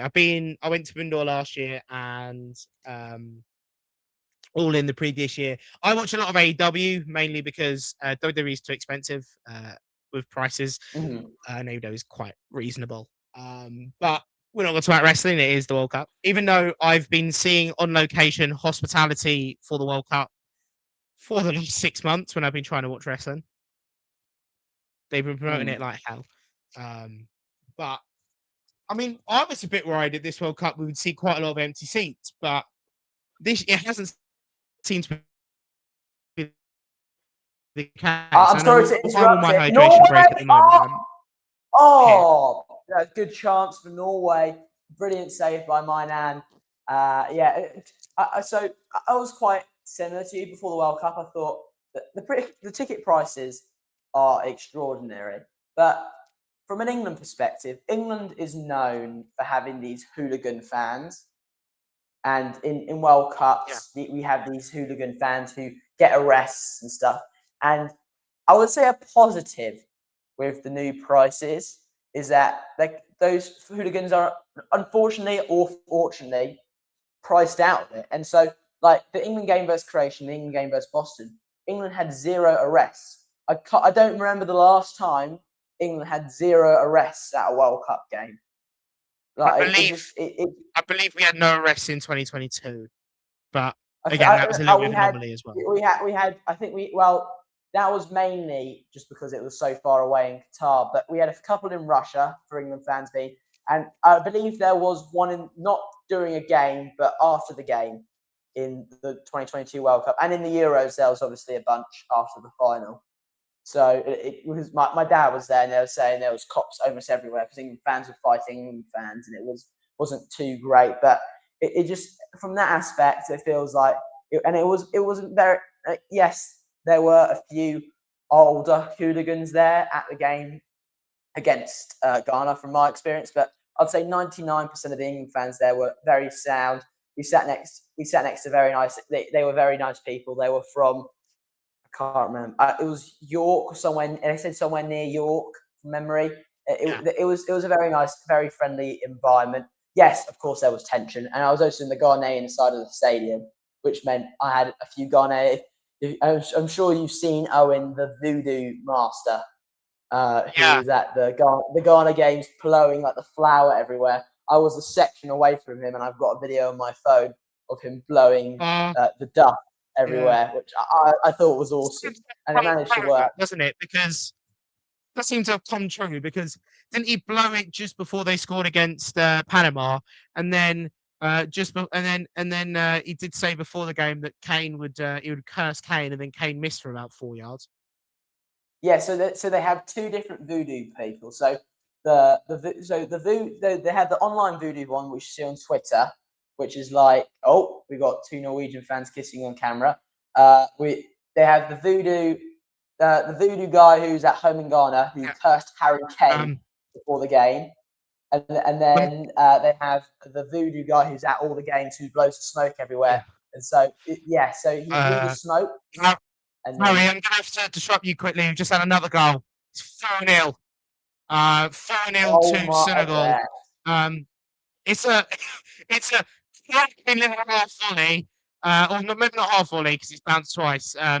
But really well hit there from number 26 of it's another gay. It's Gay with, I believe, his second of the day. Number 26. So Gahey with 2. What from off the bench he has come on. What plays come off the bench for Senegal, and really are enjoying their day at the office here. As Iraq maybe look for a consolation as it's cleared away. But Senegal really in control now, and looking like they are going to put their place in the round of 16. It's going to take a couple of days, though, for them to make sure that they will be through.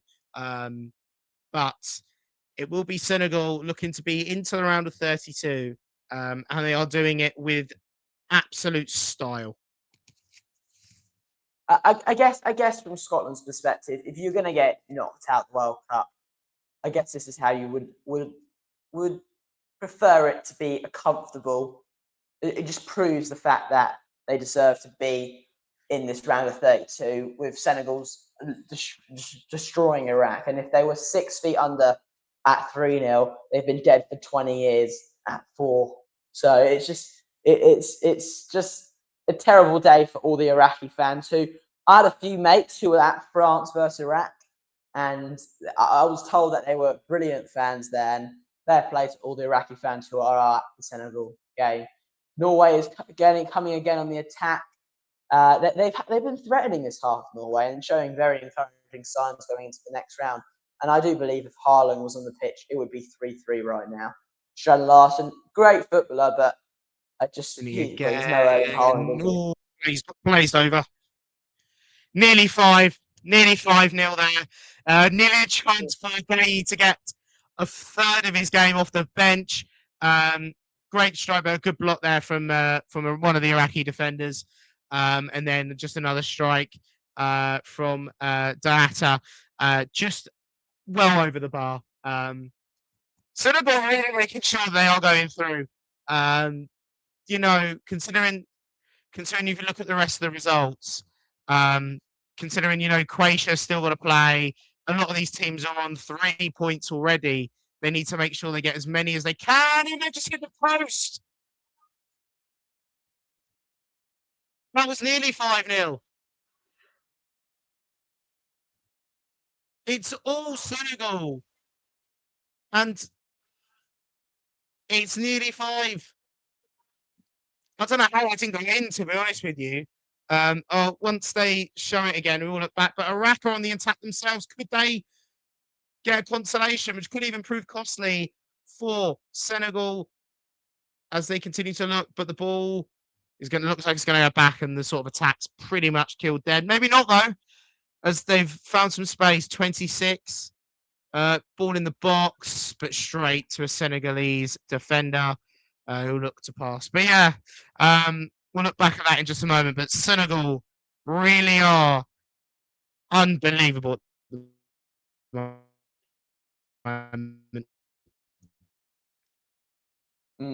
Yeah, Senegal seems to have that momentum, and from a Senegal perspective, it's much better to win your final game of the group than win your first game of the group and lose the next 2, just going from momentum-wise going to the next round. And if they do come up against England based on that performance you're describing here, Owen, it seems that we're going to have a few players to watch out for. I know Senegal have the likes of Sadio Mane, Ismaila Sarr, and they did win the AFCON final, although they were not given the trophy due to that, just being a disgraceful final and being a bad look for African football in itself. But they have a good team and a great strike force, in my opinion. It is not great that after that mess of an AFCON, really, the next World Cup is going to be hosted partly in Morocco.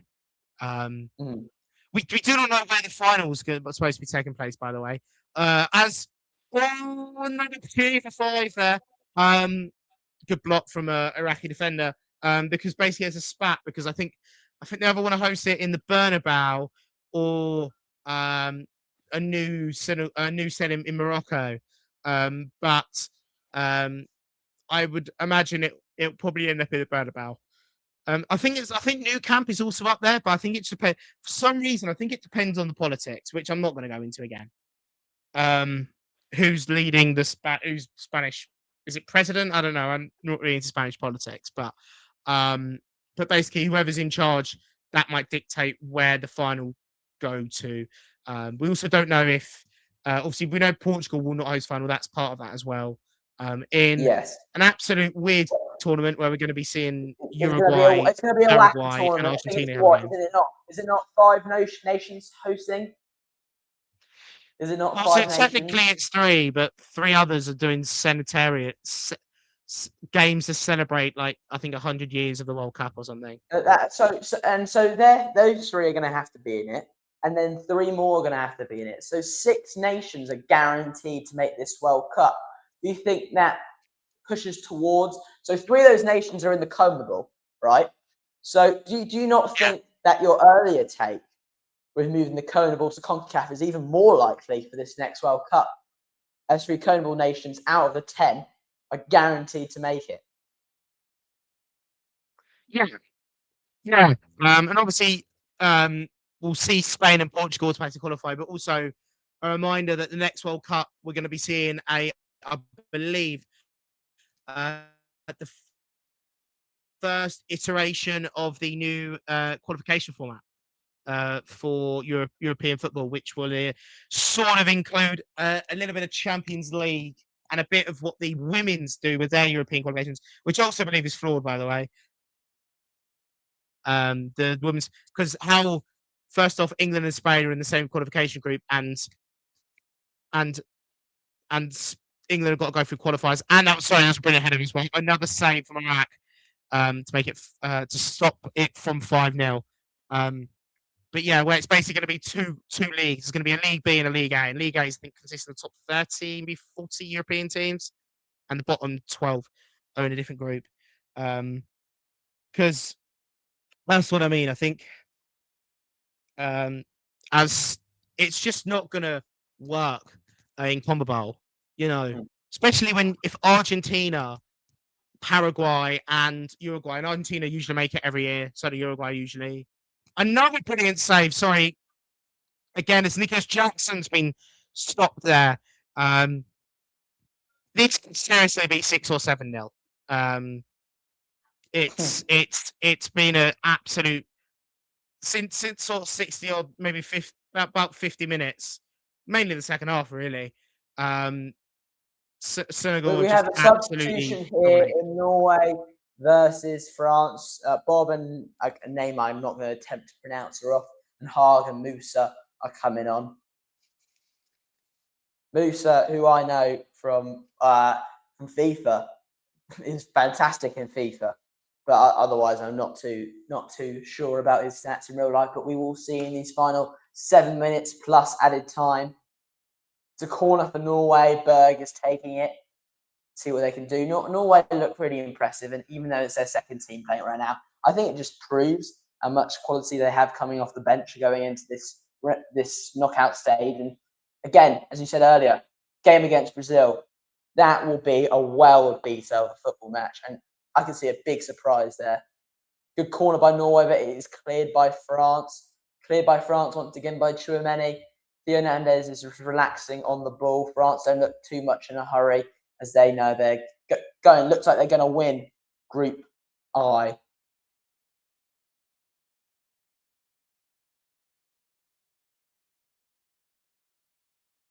Yeah.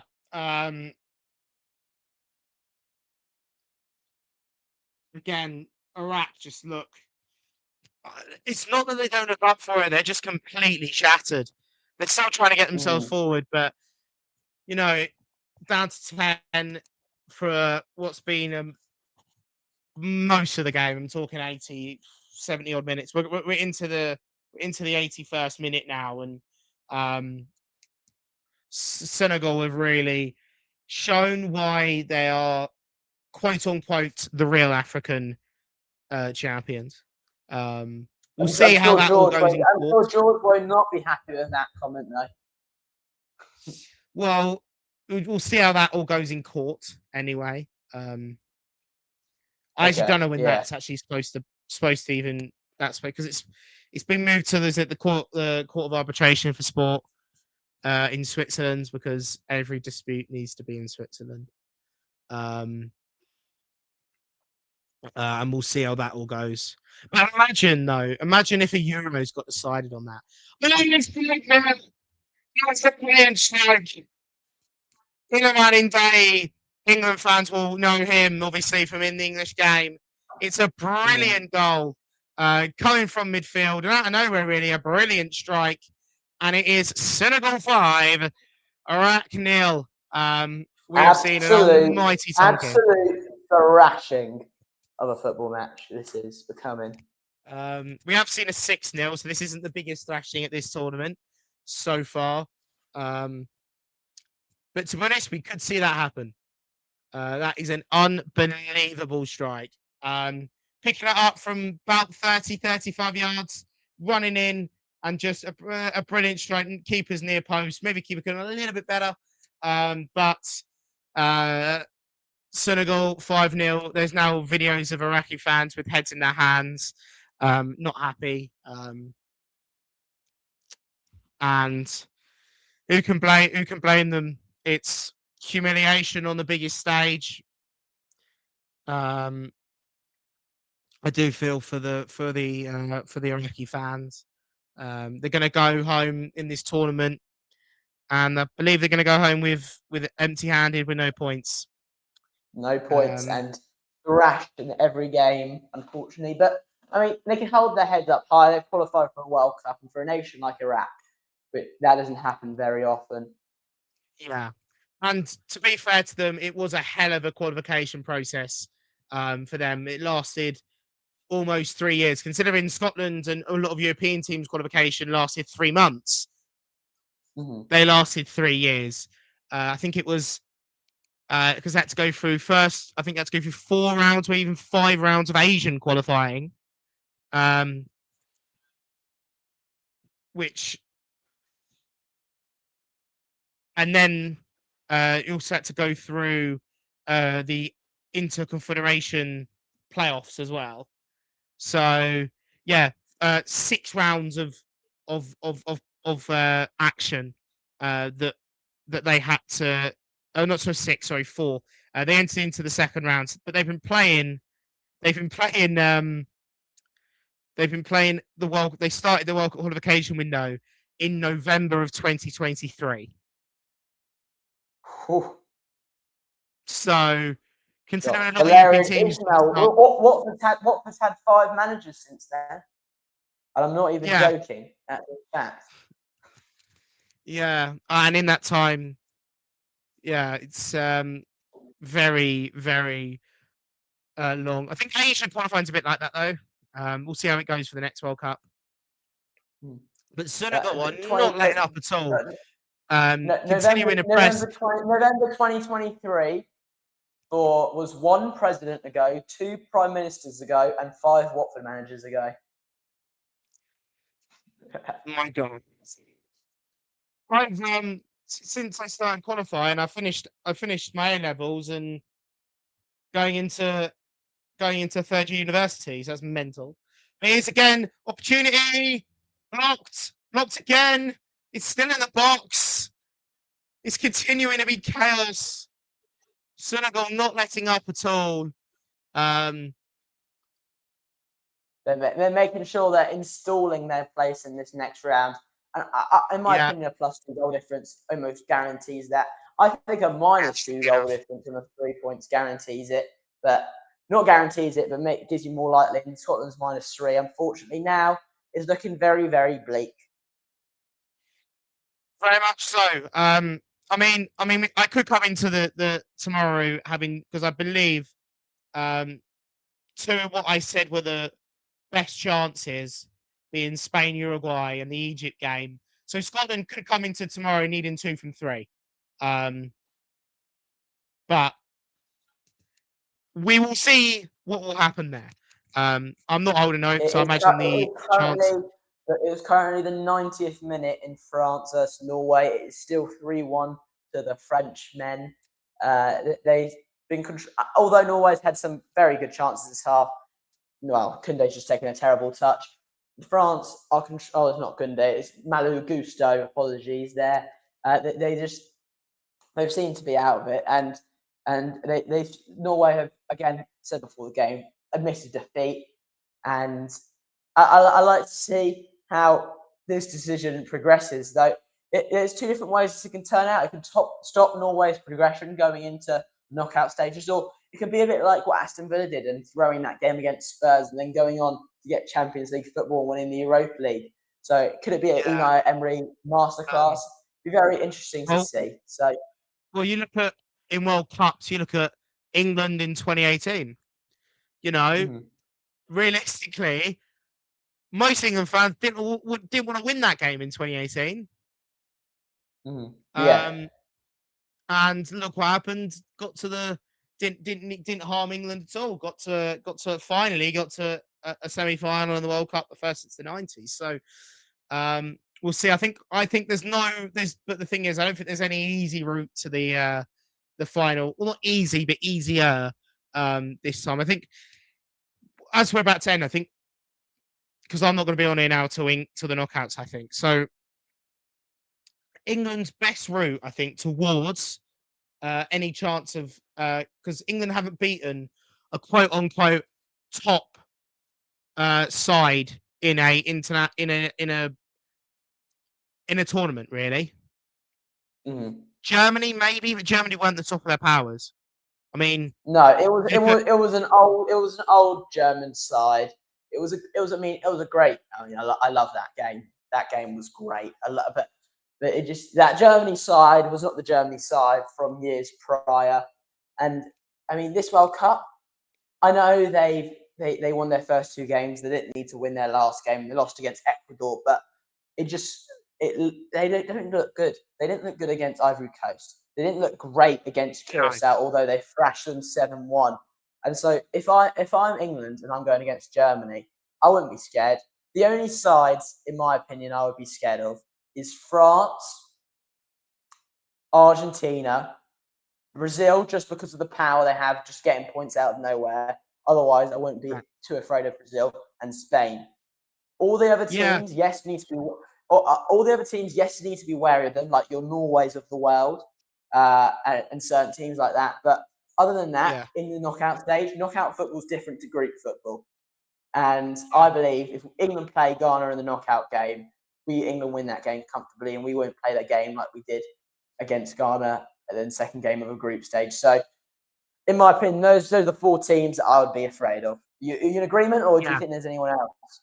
Yeah, I think you also looking. I think people said Morocco, and going off the World Cup, really, Morocco really, they're really good in the first half. They're really good in the first half, but really they're not great when they sort of second half they get really like slow and a bit groggy, and then there for the taking. So I think as long as you I'm sorry to interrupt you, Owen, but France has just grabbed a fourth goal by Desiree Doué, 4-1 to France. France just, I mean, they've sealed the deal before, but this game is over. It's over for Norway. It's over for everyone. Desiree Doué with a fantastic finish, make it 4-1 to France, and that's a brilliant way to send Le Bleu into the next round. That was a great opportunity for six there. Free kick there is area for Senegal. Free header just wasn't enough on it. Easy save for Iraq, for the Iraqi keeper. They're just showing us France's fourth now. Have they been showing the goals for this game? I only saw the Senegalese goal, the first goal at half time. Oh yeah, because here on ITV they're showing every goal as it goes in. So like they'll tell us what's going on and they'll show the goal, which is always nice. I think they do that for BBC as well. But yeah, not better than that. I think the number 11 for Senegal. With that one, but then again, it doesn't particularly matter. They've done the job today. They've won.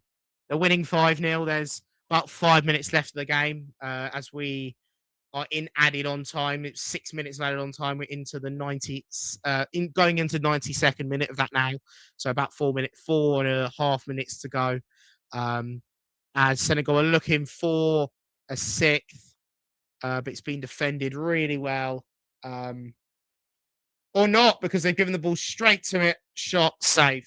But yeah, obviously we've got a couple more rounds of football tonight, and then obviously we've got 3 more rounds of group stage action tomorrow, and then those all-important knockout rounds come on Sunday evening.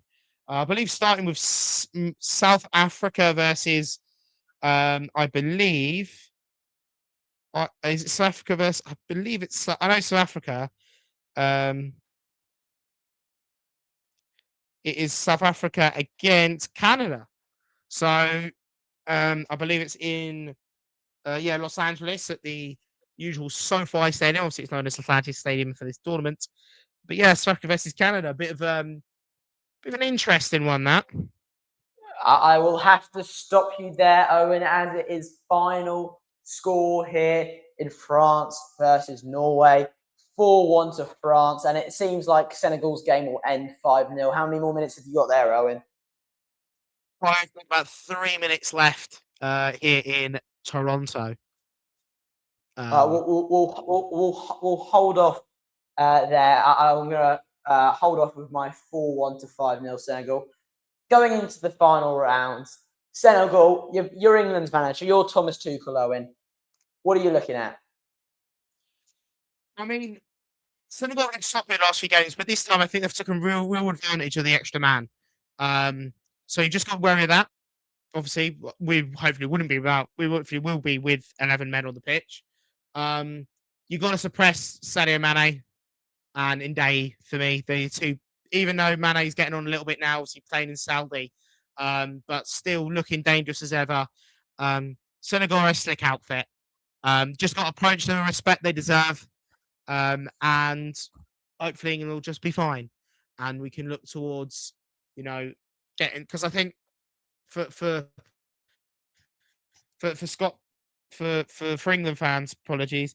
I think for me, quarterfinals, I think has got to be at least the aim, the bet, because I think the tough one for me, and I've said this in the preview podcast, I think that round of 16 against Mexico is going to be the tough one. Yeah. Because if it is Mexico, which is more likely going to be, playing Mexico in Mexico City at the Azteca is going to be a very tough ask. If England go that way, obviously might not finish the second and be different. Well, so yeah, so I saw the stats the other day, and at the Azteca they've played, I think it's now 68 games, and in their 68 games at the Azteca, they've lost 2. And they were both in the World Cups and both in quarterfinals. So, yeah, do with that what you will. I mean, it's a great time. It would be a great time to make it their 3rd loss if we happen to play Mexico. But I guess that's the future's problem. We can only focus on who we could possibly play in the round of 32. But England needs to do their job tomorrow. We need to beat Panama. So let's see how that goes. I'm going to end the stream there because it seems like Iraq versus Senegal will end 5-0. Before we finish it off, I thank you everyone who has watched the stream today. If you've watched and gone off, and a massive thank you to Owen. And unfortunately, a couple of the other people who are supposed to be on were not able to. But Owen, thank you for staying. Thank you for being our commentary team for Senegal versus Iraq. I'm Harry Phillips, your host for today, and it's been a pleasure. And see you all in the next one. Have a good one. Bye.